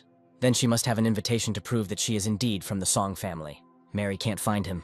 She is indeed from the Song family. Stanley is thanked for his donation, and the landscaping improvements are proceeding as planned. He'll take a little rest. We need to put guards at the entrance. If anyone asks for a meeting, we'll somehow get rid of them. Even Harry Tsang, the best master in the city, couldn't defeat Tom. Stanley hears something outside the door. They want to talk to him. He did ask to send away anyone who asked for a meeting. Stanley is a big shot. They haven't seen each other for so long, and he doesn't want to let Tom in. They dared to believe not Mary, but those liars. She will return with those who will leave no stone unturned in their stupid hotel. Here Mary sees Tom on the balcony holding Stanley by the throat. He's gone crazy. There are cameras everywhere. It doesn't matter. The main thing is that Stanley dies a horrible death. He was forced to do it. He didn't want to harm Tom and his father. Tom lets him go, but still doesn't let him fall. He asks who made him. Stanley asks to return him to the room, and then they will discuss everything. Then Tom might not have a chance to bring him back here again. It was the man Tom's mother was engaged to who hired Stanley. He doesn't know the names. He only knows that this man is from a very rich family and can kill him with the snap of his fingers. If Tom doesn't believe me, let him unclench his hand. Stanley is returned to the room. Tom asks who his mother is, who she married, and why they wanted to kill him and his father. At that time, Tom's father was studying at university with Stanley, where he met Tom's mother and fell in love. She came from an influential family that had migrated from the north and had been engaged since childhood to the son of another wealthy family. To be with Tom's father, she had to leave home after a fight with her parents. That's when Tom was born. But it was naive to think that they would be able to oppose the power of his mother's family. It took a long time before they found her and took her home by force, and Tom's father returned to his family home with him. Tom's mother's family decided not to kill him because their blood flows through his veins. However, the family of the man his mother was engaged to did not see it that way, so they contacted Stanley, asking him to get rid of Tom and his father. Then the sound of a police siren is heard. Mary saw with her own eyes how a man was pushed off a balcony. The police start knocking on people's doors and asking if anything unusual has happened. They are on time. John plays an audio recording of Stanley's voice explaining how he was hired to kill. Tom heard that he was doing charity work in Jiangnan. People would hardly want to know that their favorite was once a murderer. The police continue to go round the rooms. One of them won't open, so they break down the door. The moment is not very good. In another room, the police also appear at the wrong time. They've already checked a bunch of numbers, there's only one left, just in case they can check it too. A policeman knocks on the door of Stanley's room. The door opens. A strange sight appears before the police. They received a report that there was a killer on the upper floors. Tom didn't notice anything suspicious, and neither did Stanley. The police are leaving. Don't look at him like that. It was Stanley who wanted to drown Tom in the sea. He joked that killing Stanley in such a way would be disgusting. First, Tom will destroy Shine, and then he will come for him. They leave with John. Stanley asks to call Peter Min to him. He took sick leave and said he was poisoned by alcohol. If he values his position as CEO of Pingxi, he should get his ass here immediately. Mary saw with her own eyes how they wanted to throw a man off a balcony. She feels ill. She has thalassemia and experiences hypoglycemia from time to time. Since she was sick, it is possible that she was hallucinating. Let them ask passers-by. Surely someone else saw it. Then Mary gets a call that her grandfather is dying. If Tom plans to eliminate Pingxi, it would be unwise to rely solely on Keishan. This is his companion, Molly, John's sister. Tom asks if there are any people present who could help defeat Pingxi. The couple will be found. Cindy invited the Song and Lee families to lure them to her side. According to the list, Mary's son was not here today. It's strange that no one from the Song family came. Maybe something happened to their grandfather again. Since none of them came, we can talk to the Lee family. The winner of the competition will receive a high-quality purple jade. It's no wonder there are so many family representatives here. They will not only be able to find business partners, but also have a chance to win jade. This is one of the most influential couples in Jiangnan, Ben Weiss and Helen Green. Even Mei-Ling Li came, and she rarely appears in public. Mei-Lin came alone. Perhaps she wants to dance with Helen's husband. She heard that his stamina only lasted for a minute. It was unclear how he would dance. Don't mess with that bitch. Shine invited the disciples from the Cultivator Association to win the prize and give it to Mei-Lin. That girl over there is the head of the Lai family. They called her the Fighter. She came only for the jade. If they win it and give it to Miss Li, she might side with them, but it will be difficult. They should be able to handle it. The competition begins. Helen was exhausted. Victory will definitely be theirs. However, this couple is also amazing. Norman was invited by Shine. Amateurs can only dream of winning. This trash thinks he can outshine John's skills in front of the Commander-in-Chief. He seemed to like his new personality. John's dress is torn. This is not a girl, but a man. Norman will definitely win. So these are the kind of people who work at Shine. You can't judge a person by their appearance. Norman's partner doesn't want to know him anymore. If there are no objections, then the victory goes to Tom and John. Norman caused an unforgivable commotion, but there is no need to deprive them of points. It is not written anywhere that one must dance with a woman. Because of them, Ben lost his reputation. Tom throws him on the floor. This year's winner is Tom Jang. He is a handsome man and certainly talented. However, if he wants Mei-Lin to do him a favor, he shouldn't rely on something like jade. Mei-Lin should mind her manners. Then she wants John. As long as Tom is with him, they will definitely be able to come to an agreement. Now he has the support of the Lee family in his pocket. The Song family remains. If their grandfather has health problems, then the mystical purifier will be just right. Today it was revealed that the head of the Song family is seriously ill, and the eldest daughter, Mary Song, caused a commotion in the hospital. Grandfather can't be sick. Stop making a fuss. People don't live forever. So this is Mary's son. Tom will go to her house. If they cure their grandfather, they will be honored guests in their family. Otherwise, they will sit without work for the rest of their lives. There is nothing that can be done for him, and all this time he refused treatment, and now it is too late. The old fool wanted to give Mary part of the inheritance. Jamie had no choice but to deal with him. And by the way, Mary is to blame for this. If she hadn't announced that whoever cured his grandfather would get whatever he wanted from their family, Jamie wouldn't have had to rush so much. Mary says to go out. She addressed that. So, Grandpa didn't die, and Jamie spent a lot of money on poison. Tom easily neutralized him. The old man had a simple fever. If Jamie wants to buy poison, don't try to save money by buying it from Pinsy. A vial of poison falls to the floor. Of course, it's fake. The symptoms will stop within 3 days. Even if Jamie can't be trusted, he's still part of their family. We need to make sure that Pinksy goes bankrupt. It would be strange to threaten them with bankruptcy because of complaints about intestinal obstruction from their products. Mr. Sun probably has a plan. Tom will be waiting for good news. Mr. Song claimed that he became ill because of a counterfeit drug he bought from their website. He's misrepresenting them. If Jamie had been sold the real poison, his grandfather would be dead. We need to inform everyone about the exposure of his plan. Bribe the media. Let them say that the fake was sold on purpose. The police enter. The old man's grandson reported on the news that since it was intentional, the rest of the goods were genuine. The company's shares have gone down the drain. Peter is no longer the boss here. It's nice when people get what they deserve. This time, Pinsy and Shine can't escape. It's too early to tell, but Shine will likely want to cut ties with Pinsy. Perhaps that arrest was set up by Stanley. Everything went too smoothly. Tom knew this would happen, so he made a plan. Getting an appointment with Stanley wasn't easy. Mei Ling traveled all over Jiangnan in search of a good man, but Tom's subordinate humiliated her. Now she dreams of him suffering. Mei Ling will help Stanley get all of Pinsy's money. Today, Pinksy's company was shut down for selling counterfeit goods and manufacturing poisons. Mei Ling dared to deceive Stanley. She came here at John's request. From this moment on, Pinksy will cease to exist. Stanley's been in this business for 30 years, and they're small fry compared to him. Since he has a plan, perhaps he wants to call his charges. Master Lane, addressing Tom, informs him that the Song, Li, and Fen families are under the protection of the Cultivator Union. Stanley ordered them to be killed. Someone will definitely die, but not Tom's friends, but Stanley. Master Lane can't cooperate with Tom because he killed Harry Tsang. He's still alive. Tom saved him despite the mistakes Harry made. And he will finish off Stanley personally. He kidnapped cultivators to control their alliance and nearly killed their elder. There is no need to kill him. He is still useful. If it weren't for Tom's respect, and the fact that he still had questions for Stanley, Master Lane would have torn him to pieces. He can interrogate him for them. It's disgusting even to touch it. Stanley admits his defeat. Now Pinsy belongs to Tom. When he killed his father and threw him into the sea, he hardly thought that the day of reckoning would come. After returning from the battlefield, Tom came to Yunhai, and things went well. Gradually, he managed to destroy all the enemies. Maylin has been waiting for John at her house since the morning. Cindy would like to thank Tom. She couldn't express her feelings to him because he has a wife, but now she understands that only a person like him can be called a real man. I wonder if he would agree to come visit her in the evening. Tom is a decent man, he has a wife, and Cindy wants to become a third wheel. It's better to go have dinner with Master Lane. He doesn't dare tell her about the third wheel, and she would never go to dinner with him. Tom asks what the point is in keeping Stanley alive. At first, he thought he committed murder out of sympathy for his mother, but Tom found no evidence that they were close. Tom's parents met 30 years ago. 10 years ago, Stanley became the head of Shine, and only 5 years ago, he decided to kill Tom's father. He could make him and Shine the instrument of his retribution. Tom demands to know who the people were who gave the orders. If they find out that Stanley told on them, they won't let him escape, but otherwise he'll die right now. The Hao family is behind everything. There are rumors that there are 4 families in Beijing, each hiding in the provinces, controlling life in the northern capital from the shadows. No one knows where these people are, but no one can escape their influence. Stanley is not lying. It was the order of the young master of the Hao family. Tom's mother was to be his bride. They said that if Stanley didn't get rid of Tom and his father, he would have to resign. Tom's father told him that his mother had been in an accident. Since she is engaged to a member of the Hao family, Tom is also of high birth.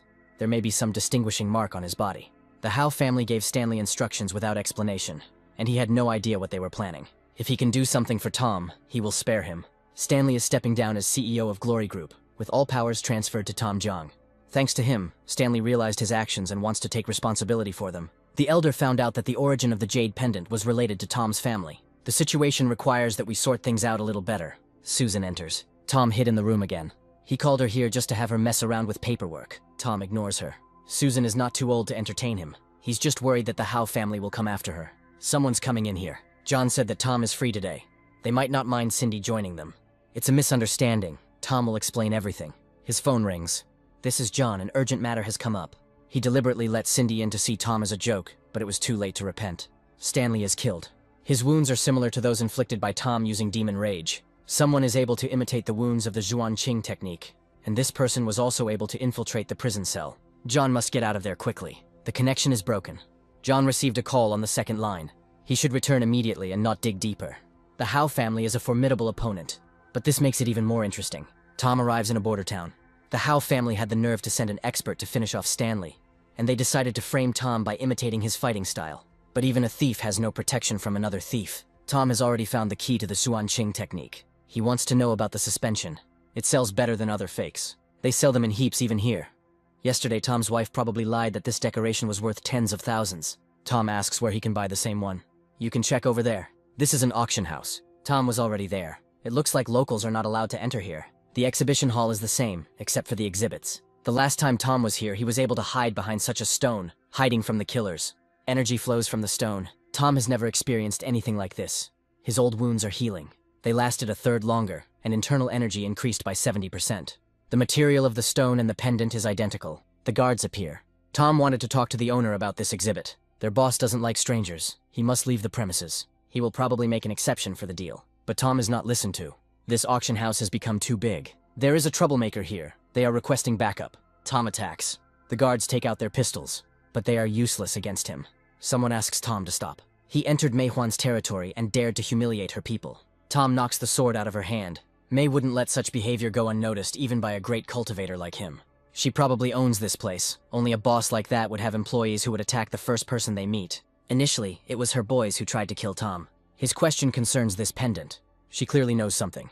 Mei asks where Tom got this pendant. She didn't answer his question, but is already asking her own.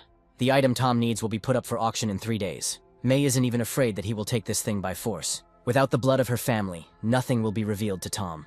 But he was already able to use the stone that was on display in the hall. To get into the auction, you need at least 300 million. It's just pocket change. Movement has been noticed in the mountain stone. Since this stone reacted to Tom, it means that he is the heir of the clan that uses this stone to assess the purity of blood. Aunt Tay spent half her life searching for the last of the clan. Tom needs to get to the auction, so he hopes for Mei's favor. The auction will take place tomorrow at 8 o'clock in the evening. If Tom is truly the heir to the clan, he must become Mei's betrothed. Tom asks if she has seen this pendant before. If he wants to know where this jewelry comes from, let him come to the auction, and Mei will tell him everything. Perhaps Tom will be able to fully heal, and even find a clue as to where to look for the remaining parts of the Zhuanqing technique if he obtains this stone. He's going to the auction tomorrow at 8 o'clock, so he needs to use a secret Western region account to stay safe. The next day, Tom and John come to the auction. They are asked to sit in the seat below. They don't know who Tom is because they ask them to sit at the very bottom. Mei didn't expect him to actually come. She forgot to say that his pocket money might not be enough. Tom hopes that when he gets his hands on the mountain stone, she will tell him about the pendant. He will find out his secret if he can beat all the bets. Tom found this pendant when he was sorting out the Wang family's belongings. It can't have any secrets. His origin may not be related to the Zhang family. They cannot occupy the upper floors yet. This is disrespectful. The commander-in-chief deserves to occupy the top floor.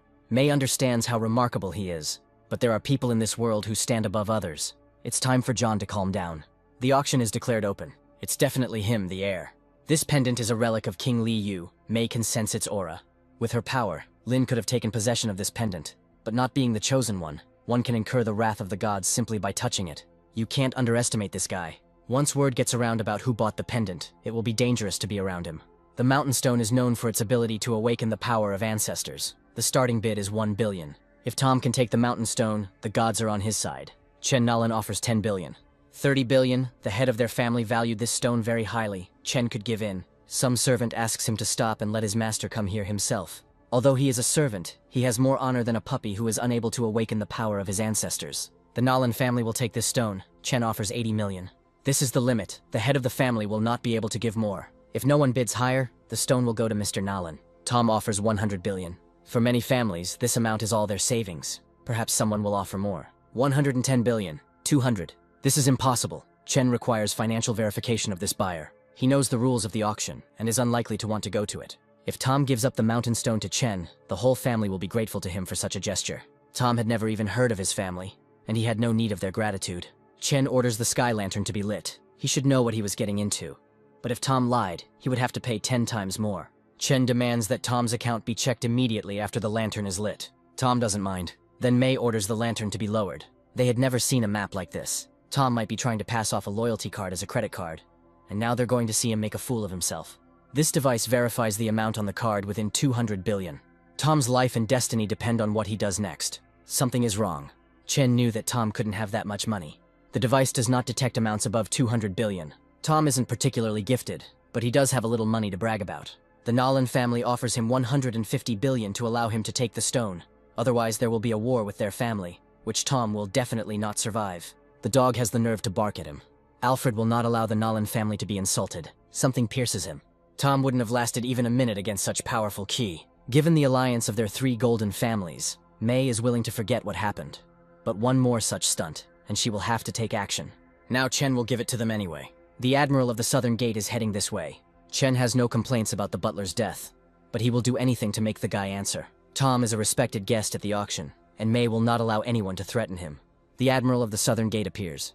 Here is a scoundrel who insults their family. The Admiral knows the rules of the auction. It was his nephew who broke them first. The Admiral simply wants to teach a lesson to the one who insulted his family. Besides, they can't let some unknown person take the mountain stone. Tom bought it for 200 billion. If they have the strength to take it, let them try. Now Matthew Lin will test Tom. He grabs his hand. Matthew is one of the best masters of the Chinese dragon list, and he dealt with it so easily. Perhaps he is the strongest of men. But strength does not give him the right to cross the path of the Nolan family. If he gives them the mountain stone, the Admiral will spare him. He doesn't have the status to set conditions for Tom. All their people were captured. When Tom was studying the history of the great continent, he really wanted to know the true strength of Admiral Naylan. But it turned out that there was no strength to be found here that was even remotely comparable to the Bloody Buddha. So he is the Lord of the Western Lands, the god of war Jiang. May didn't expect him to be so young. The Nolan family respects the rules of the auction. The mountain stone rightfully belongs to Tom, but the Admiral hopes that General Jiang will continue to control the Bloody Buddha. May declares the auction closed. Tom will go with her to hand over the relic. They have fewer people on the front lines than he does. It is not profitable for them to fight him. This stone is smaller in size than the previous one, but the power contained within it is much more powerful. May can't tell everything she knows, only that the pendant is somehow connected to Tom's family, but his father and mother were commoners. Tom will learn more as he gets stronger, but May will reveal something else to him. This pendant was found in western Hunan. On the way there, he should visit the city of Jinglin. Their next move depends on whether Tom returns alive. Now they are heading to Jinglin. This city is under the control of Western aristocrats. Laura has already said that she will not marry Terry. This girl looks very much like Tom. John thinks so too. Their engagement is already agreed upon. Whether Laura wants it or not, they are destined to get married. Laura tries to break free. She succeeds and almost falls. She has already said that she will build her personal life herself. Tom asks who she is. Laura wants to answer, but Terry interrupts her. She will regret this. You shouldn't pay attention to him. It's better to leave here. Laura will show Tom one special place. Old man Juan called. He asks for help. He discovered a strange bronze coffin. Tom arrives at a border settlement in western Hunan. Juan's men came across the bronze coffin while digging trenches. There is no grass growing around it, and it creaks when you approach it. Laura wants to go with Tom. She is very strong and will definitely not be scared. This is Mr. Jiang, a feng shui master, whom Huang invited to help them deal with the bronze coffin. He invited an outsider to help them with their internal affairs, and he doesn't look like a feng shui master at all. He is the best of the Zhuan sect masters. You can't treat him like that. With all due respect, what is happening on their land cannot be resolved with the help of an out-of-town expert. This is Auntie Pam, the shaman from the Sher family. She agreed to help them with the bronze coffin. The girl who brought Pam pretends to fall. Grabbing Tom, she places the caterpillar on him. Tom removes his hand. He didn't help the beautiful girl. She almost fell. Tom asks who she is. It doesn't matter. What matters is that she liked him. They come to the coffin. These are dragon chains. They have been used since ancient times to bind the kings of the dead. The curse of the Lich King has been broken. Today is the full moon, and no master can interfere with its appearance. It seemed like Mr. Jiang swallowed his tongue in fear.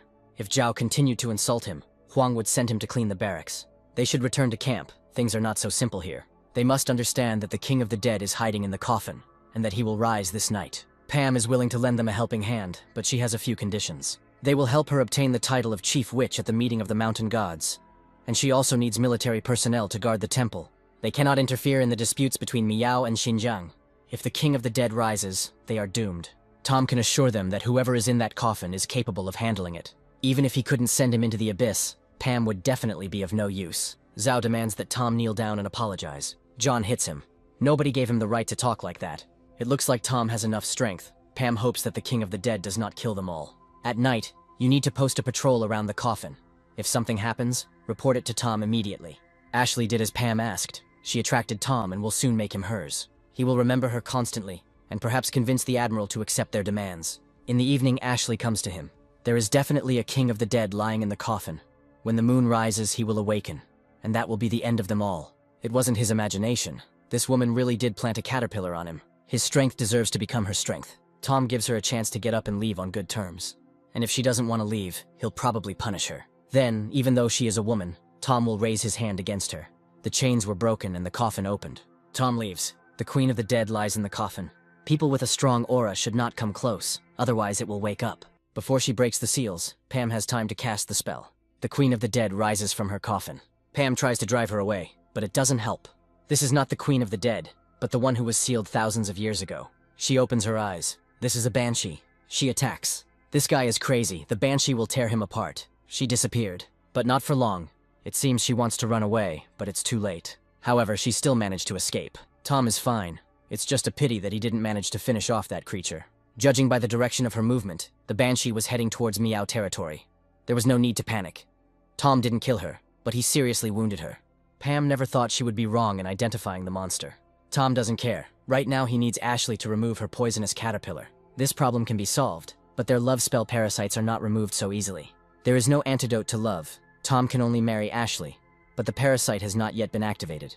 Tom asks if there is any antidote. Love magic is about controlling an object through their blood, so the antidote would be to reduce the tension between Tom and Ashley. If they were together, the love would gradually wear off. There are two more ways. In the first one, all the love energy is extracted from the soul by acupuncture and moved to another vessel. In the second case, the parasitic object is destroyed. Laura calls Tom. She needs help. Terry came to talk. She refused, and he sprayed something on her. Now she has a high fever. Tom tells John to take the shadow guard with him and find Terry quickly. Tom will borrow Ashley. They run to Laura's house. She is lying on the bed. It looks like she was sprayed with a love potion, and the female parasite is already activated. When the parasite begins to act, it consumes the host's soul and mind and kills them. Laura doesn't want to die like this, because she hasn't yet told Tom about herself and who she is to him. She is under the influence of the parasite. Tom will still have time to talk to her when they save her. Terry disappeared. They took the shadow guard and still missed him. John must explain himself immediately. Otherwise, his high rank in the army will be called into question. It has just been revealed that there is a tunnel system under the city that is controlled by the Wei family.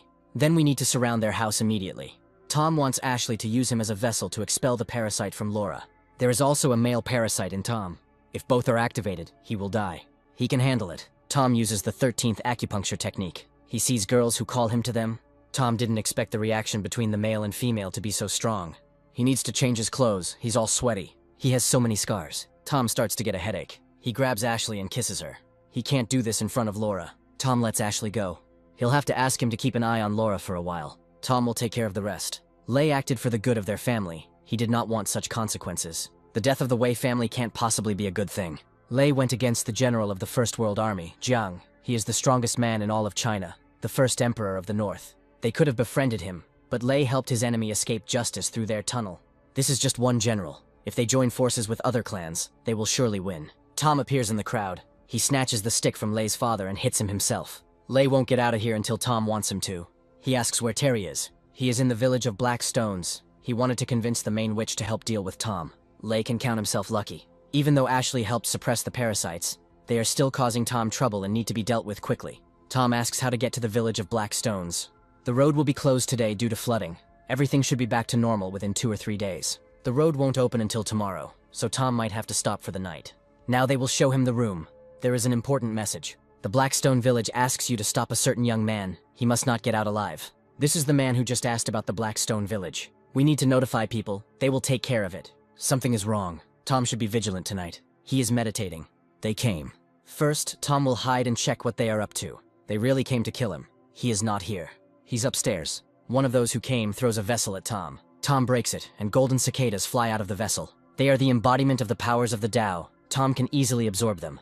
The cicadas will destroy this guy. Looks like they have some guts. They just threw cicadas at Tom. Even an axe had a better chance of killing him. But they still gave him a place to stay for the night, so he would give them a chance to survive. Only fate and ball lightning will decide whether they survive or not. Tom returns to the car. There's something wrong with him. After the attack of the golden cicadas, the love insect goo became more effective. You need to find a place to relax and someone to let out your love goo. Wendy will soon become Goon's wife. He is the most powerful man in the entire area. Wendy would rather die than lie under him. This is a dead end. There is no escape from here. I'll have to tighten my skirt and climb up. Tom jumps over the wall. He wants Wendy. It looks like he really was infected with love parasites. An attack by golden cicadas triggered the spread of the parasite. Wendy knows a healer who sells goo energy parasite cures. We need to find him. Tom grabs her. He needs to come to his senses, but he can't take it anymore. If he absolutely cannot, then let him not hold back. They don't need condoms. Tom will take full responsibility. He asks for forgiveness. Wendy doesn't blame him. It was only thanks to him that she returned from South Africa alive, so it can be considered that she repaid him. Actually, Wendy ran away from home because they want to marry her off, and her father is probably worried about her. Now she belongs to Tom, and he won't let anyone marry her. He suggests going out for a bite to eat. The monster is coming. All residents need to take shelter immediately. These are the Zhenshi undead hunters. They have a very sharp aura. That man in brocade is Wendy's brother, and the big guy next to him is the one she's supposed to marry, the son of the Taoist priest, Gong Shangxi. So it means that he is Tom's competitor. He's not a competitor. Wendy will never love him. She can go back to the hotel and Tom will deal with him. He gets in Gun's way. He is the king and god of this village. For Tom, he is the lord of Shangxi. Not bad reflexes. People like that will never get in the way.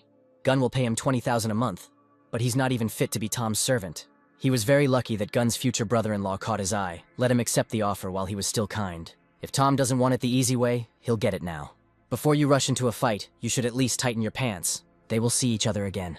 Tom returns to the hotel. This woman is mute. She is passing through and asked to come to their room to rest. Tom asks Wendy to bring him something to eat, but he needs to discuss something with this lady. He didn't expect the banshee to find him herself. She lets her hair down.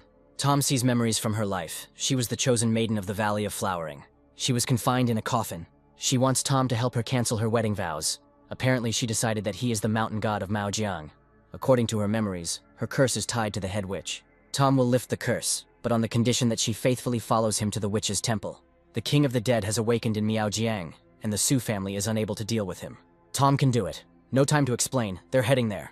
Wendy brought Tom. He will be able to defeat the king of the dead. This brat doesn't even look like a shaman in age. He may be tall, but his body is like a matchstick. They don't need any rogues. Molly knows an excellent shaman who can deal with the king of the dead. He broke free and was ordered to carry all the dragonwood that was there. Molly's staff is made of dragonwood. She can help. Tom and Wendy come to where the shaman is casting his spell. The king of the dead is about to rise. This is exactly what is happening. Molly tries to attack the king of the dead. He throws her away. Here he is struck by lightning. This is the ability of the mountain god. Even after a powerful lightning strike, he is back on his feet. He is attacked by a banshee. She does not fight at full strength, perhaps because the king of the dead was her lover in life. He's leaving. Banshee didn't think that by dealing with her, they had placed a curse on him too.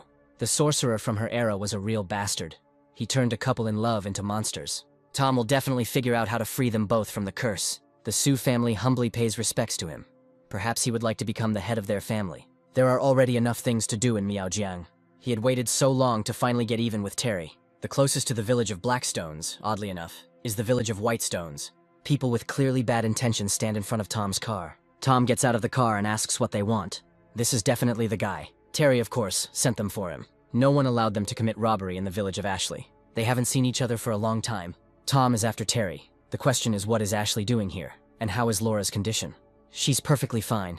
And Ashley is here because she inherited the position of head of the village. Her grandmother died from the effects of the ghost's poison. They are attacked by warriors from the Blackstone village. Their shaman Lan needs something. They want the Whitestone village to give them this man. Tom is an honored guest of Ashley's late grandmother. She won't give him away to them. He is the walking death of Maojiang and must die for the safety of their region. Terry is here. That shaman must be covering for him. The love spell has become active. We need to kill this manipulator quickly. Tom's body is surrounded by blue flames. He came for Terry. Tom attacks. Terry thought that he could infect Tom's sister with the goo parasite, and Tom would never find him and kill him. Terry surrenders and begs for mercy. It's too late to give up. Tom may be strong, but he's no match for Lan. This is his strongest technique. Tom throws back the fireballs that Lan threw at him. He accidentally canceled his trick. Lan releases scorpions from the jug. Tom uses the true voice technique. Now it's his turn. Lan explodes. His people surrender. Ashley thanks him for bringing peace to their villages. Now he needs to rest. The king of the dead has attacked the Tan family and is wreaking havoc in the area. And their people believe that all 4 families must unite to defeat the evil. One king of the dead has recently awakened. Ashley hopes that with Tom's help they can defeat him too. Then perhaps they would be able to cope in time for the engagement of Wendy Lee and the young head of the Shangxi family. It's outrageous. Wendy is Tom's woman. Things are bad. Only the fruit of the mountain god can cure the effects of the corpse poison. But the passage to the mountain is blocked. The Shangxi family has such a fruit, but to get it, Wendy must marry Guna, and she flatly refused. Someone dares to commit robbery on the day of the engagement of respected families. Tom came to marry Wendy. He's not yet wet-natured enough to steal other people's brides. Tom came to his wedding, so there can be no war. Sean also does not want to shed blood at his sister's wedding, so he offers to knock back a glass. Tom will join their family and get any other girl. He only wants Wendy. Tom is given one last chance to leave here alive. Otherwise, this day will become the anniversary of his death. Get out of the way. He came here for Wendy. They will kill him. No one dares raise a hand against him. Today is Sean's sister's wedding. If Molly's family tries to interfere in the conflict, there will be a war. It is unlikely that they will decide to fight against two families at once. This guy has only been here a couple of days, and already half the region is chasing him. Let them give Wendy back and it will all be over.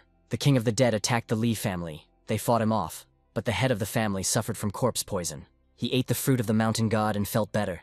Tom is a brave hero. Perhaps he can help Wendy's father. Everything is fine. This technique removes all the poison from his vessels. Tom has unusual healing skills.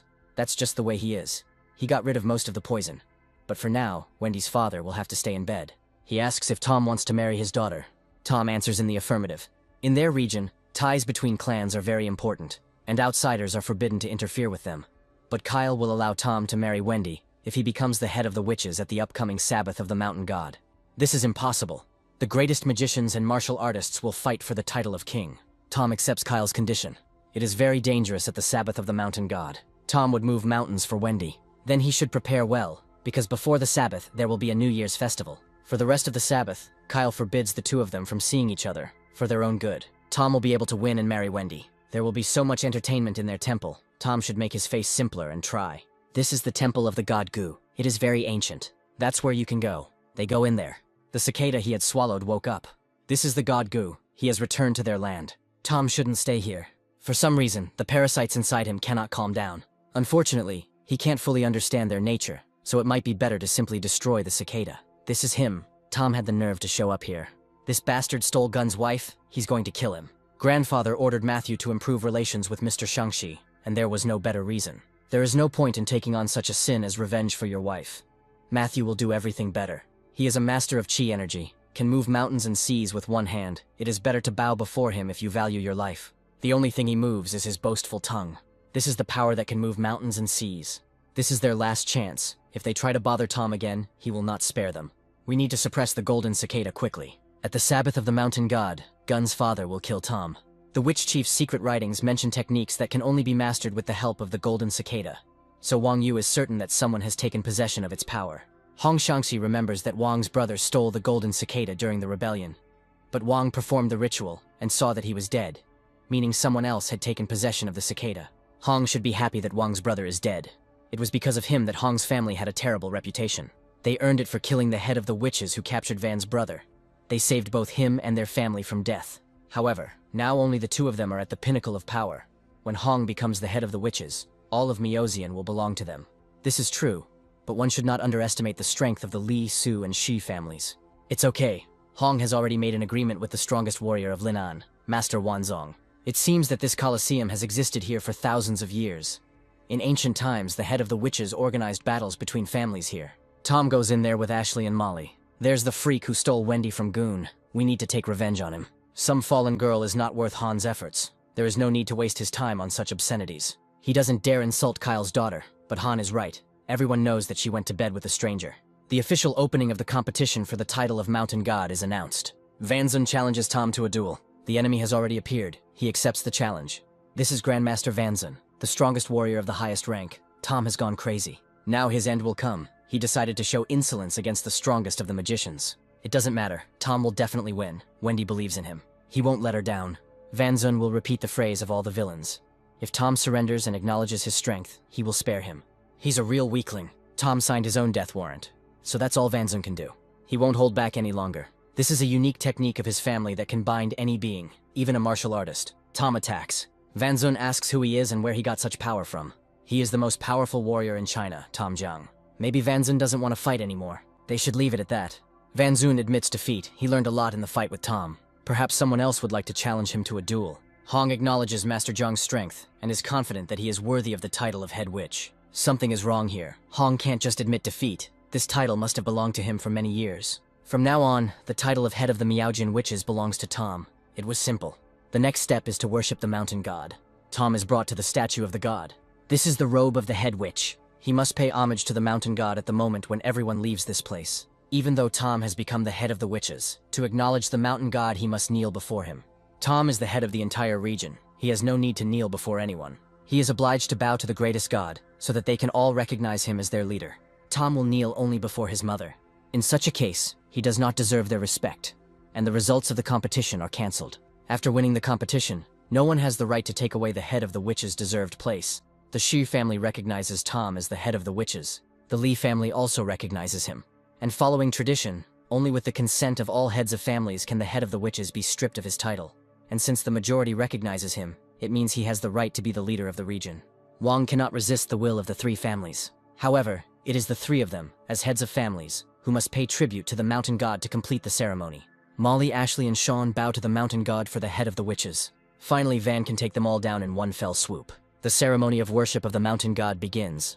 The earth is splitting apart. Tom and the bowed ones fall into the crack. At the bottom of the mountain, there is a labyrinth of Chiyu, from which there is no exit. This is a legendary labyrinth of the underworld with 9 circles of death. Van dared to attempt on the life of the head of the witches. Kyle did not dare to blame him for this. It was the mountain god's punishment for disrespect. This was Wang's backup plan, but Hong didn't think it would work. In that case, since the head of the witches died, he will take his place. Tom was careless and paid for it. This is the legendary Chiyu Labyrinth, the resting place of the great god of war. According to legend, this labyrinth leads to the underworld, so there is no way out. Something is coming. These are golden cicadas. We need to run. Tom feels the aura of the Xuanshang land. There may be a door to another dimension in this cave. It looks like the cicadas have fallen behind and are safe for now. It's too early to rejoice. If they don't pursue them, it means they were afraid of something more terrible.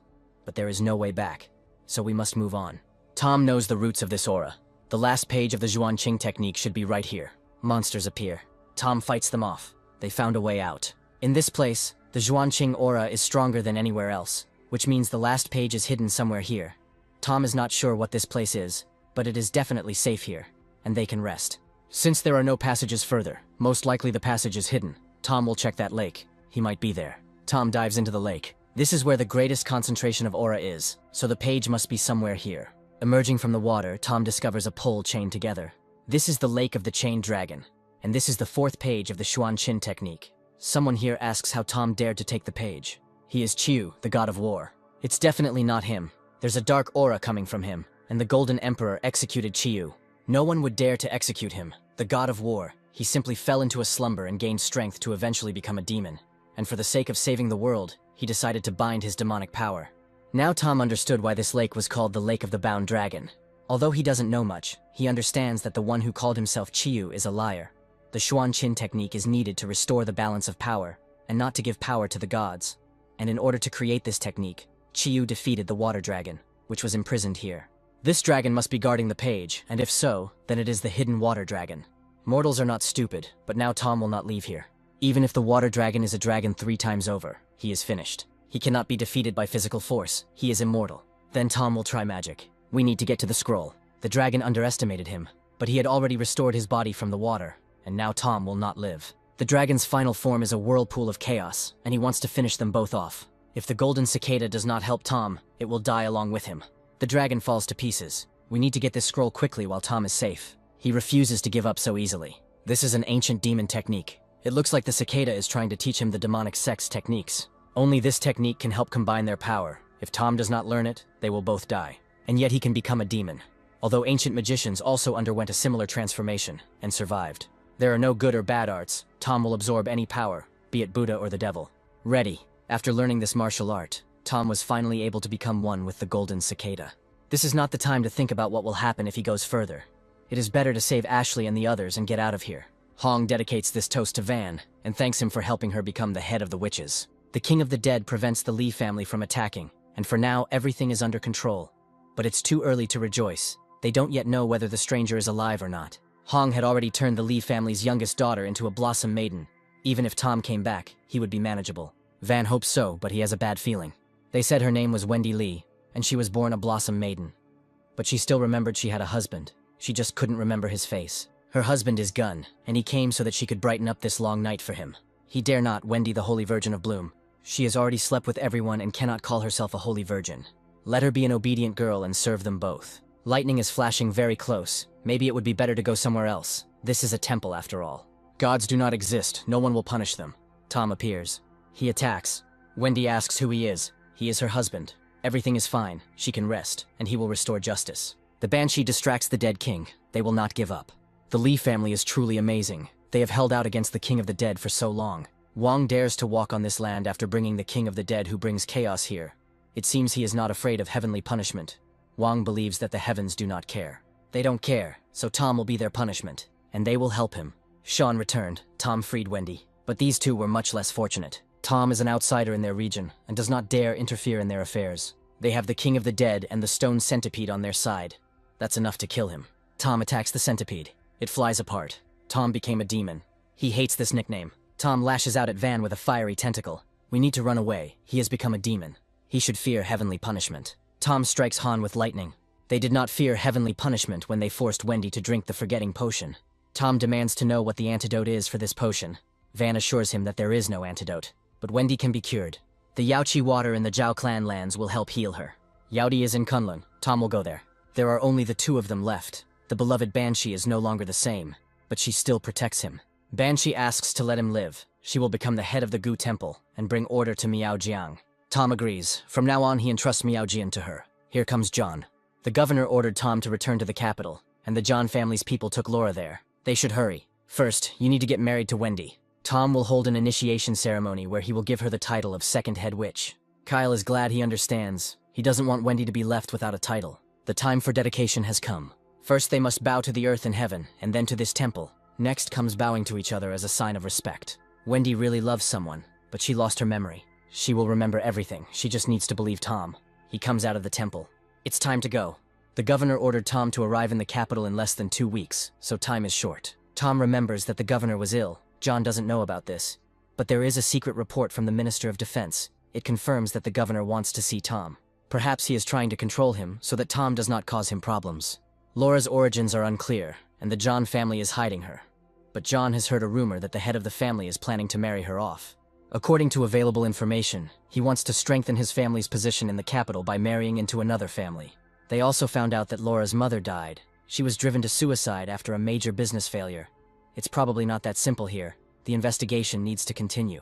Tom is thinking about how to tell Susan about Wendy. The head of the witches may have 3 wives and 4 concubines. But Susan is unlikely to agree. Tom is back. Susan was very bored. She wants to go straight to the bedroom. Today she will be on top. First, Tom needs to tell her something. Susan hopes he's not cheating on her. Before, she was too jealous of him, but now she is confident in him, so they will continue from where they left off. Suddenly, a demonic power awakens in Tom. Xuanqin began to struggle with the demonic technique, but everything was fine. It seems that by giving Susan's consent, Tom lost some of his powers. Namely, he felt the unity of these 2 powers after sex with Wendy. Apparently, in order to restore his power, he will have to sleep with her again. But Wendy does not remember him, so he will have to control the demonic power using the Xuanqin technique. Luckily, the golden cicada didn't wake up. Otherwise, there would have been a lot more trouble. Tom is probably tired after the business trip, so he better take a rest. Susan will not rush him. She will always be with him, even if he can't get it up anymore. But that's not true, and Tom will prove it. Alice knocks on the door. Susan needs to work. They'll catch up tonight. Susan asks what happened. Alice is thirsty and asks Tom to bring her some water. Tom says that beggars don't have servants. He dare not call her a beggar. If he does not bring water right now, she will tell Susan to divorce him. There's a way out. Either Alice leaves on her own, or Tom sends her away. Raising his hand to women is not a problem for him. He doesn't have the guts to hit Alice. Tom grabs her. He throws Alice out. Susan needs to explain everything to her. She can't keep showing up at their place and insulting Tom. John got information about his mother. Tom needs to take care of something important. He will be gone for a couple of days. His mother was the head of a large corporation, and one day things went wrong when large quantities of drugs were discovered among their goods. In fact, the leader of the corporation was Tom's mother's close friend, Annie Liu. And in the end, to prevent all the blame for the corporation's sins from being pinned on the Zhang family, Tom's mother committed suicide. Annie is now the chairperson of the board of directors of the Sicken Company and denies being friends with Tom's mother. Not only she, but the entire Zhang family believes that his mother dishonored their good name which is why Laura was kicked out of the family. In 3 days, the bloody Buddha must be freed. For betraying Tom's mother, Annie will lose her head. Tom was finally able to find all the parts of Xuan Qinjui's map, but the map itself was unclear, and many of the locations were unknown to him. Tom will go there after he finishes here. Breaking news: Tom's mother's relic, an oil painting called Dust of Destiny, will be auctioned off today. It is said that the House of Lin acquired this painting, which Tom's mother commissioned from an Italian artist, and she prized it highly. Then it's time for them to go to auction. Today, Lin's house is by invitation only. You don't need an invitation to kill Rot. This guy dares to attack the Lin family. He is a fool. Annie has 4 great families behind her. Annie's niece, Helen Lowe, appears. Tom is their welcome guest. It just so happens that Helen doesn't have a boyfriend today. She wants Tom to keep her company. Her aunt is a woman in power, and if Tom keeps Helen company, they will definitely win the auction. She is not his equal. Helen tells Tom to be stopped. He asks John to deal with the guards. John beat them. Tom insulted Helen. His aunt will take revenge on him for it. Jane heard that there would be a famous painting at the end of the auction. Her aunt told her to buy it. They also came for Mom's painting. When the head of the Lan family sided with that drug dealer, he put their family at risk. But they still needed to get their hands on the painting. Aunt Zhang was deceived. Sally Lan will not side with Annie. Be careful. Mrs. Lowe is a big shot. It's better not to even mention her. She's just a bitch and not dangerous at all. Tom didn't know that the Lan family supported his mother. He doesn't dare to speak like that. Don't come closer, otherwise they will be killed after him. Enough. The auction has already begun. And this girl is quite cute. Tom thinks that he has seen her somewhere before. There will be a lot with a painting now. They move on to the last lot, the painting Dust of Destiny.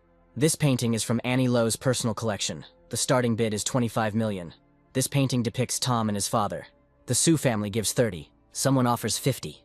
This is Xing Wei. His family also wants to buy this painting. The Su family will give in to them. Tom gives $1 billion.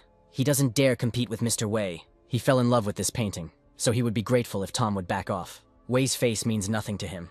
No one else is bidding, so the painting now belongs to Tom.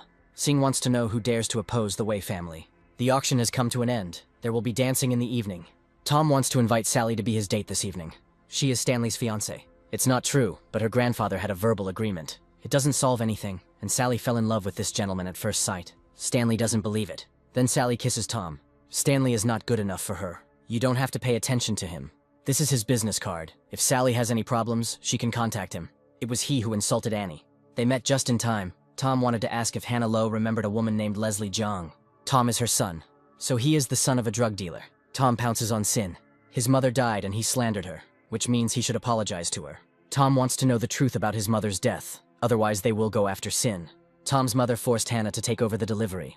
Hannah was the legal entity behind the transport company, and her brother was in charge of transportation, which was about long-standing contacts between her, the 4 great clans, and foreign drug lords. It turns out that Leslie Zhang was indeed treated unfairly. Mexican drug lord Long Suo was shot dead in his home and his lair was destroyed. Hannah, along with 4 clans, plotted to frame Tom's mother and divide Seiken. If Hannah admits her guilt, everything she has achieved will disappear. Tom relies on a few scraps of paper to convict her and other rich people. This man lied when he said he was Leslie Zhang's son. Ming Jiang tells the guards to teach him a lesson. They rush at Tom, but John scatters them. In a month, Hannah and the heads of the 4 clans must fall before the grave of Tom's mother and declare their crimes. By then, Tom will have installed an arch for each of them with an engraved apology. Hannah can't let him continue this. He can't leave here alive. They cannot accept the offer of a drug dealer's son, whom they don't even know by sight. There is a plan, they will just wait for it to come. Tom comes. Renee I runs out to meet him. They haven't seen each other for a long time. Renee hadn't seen Tom since he left the western border. She suggests having dinner together. She has 2 bottles of 80-year-old red wine. Tom needs to be on duty at the military aviation department, and he cannot drink alcohol. Renee just wanted to have a drink with him, but he chose the car over her. The boss will come soon. General Jiang invaded Baihutan, the forbidden territory of the Zili camp. He is the master of the territory, but it doesn't matter. He holds a high position, and yet shows disrespect for the laws. They don't have the authority to seize him. He cannot remain outside the law. Those million soldiers are not his personal soldiers. No need to make noise. The officer wants to keep him in custody for a week. This area is considered forbidden within 3 feet. Whoever decides to violate it, let him not blame him for suppressing the entire Zili camp today. Tom is a traitor. The officer has the right to punish him. He served in the army for 5 years, and since he became a general, no one dared to embarrass him or set him up. Explosions are heard in the camp. This is the Bloody Buddha. From now on, the western border will be completely controlled by the Zili camp. Tom heard there was a good holding cell there, so let the officer have some fun there. John had just received a call from a woman claiming to be Laura's friend, who said she was in the university hospital and that the Zhang family had stopped paying for her treatment. Laura has been losing consciousness frequently since she returned to Jingji.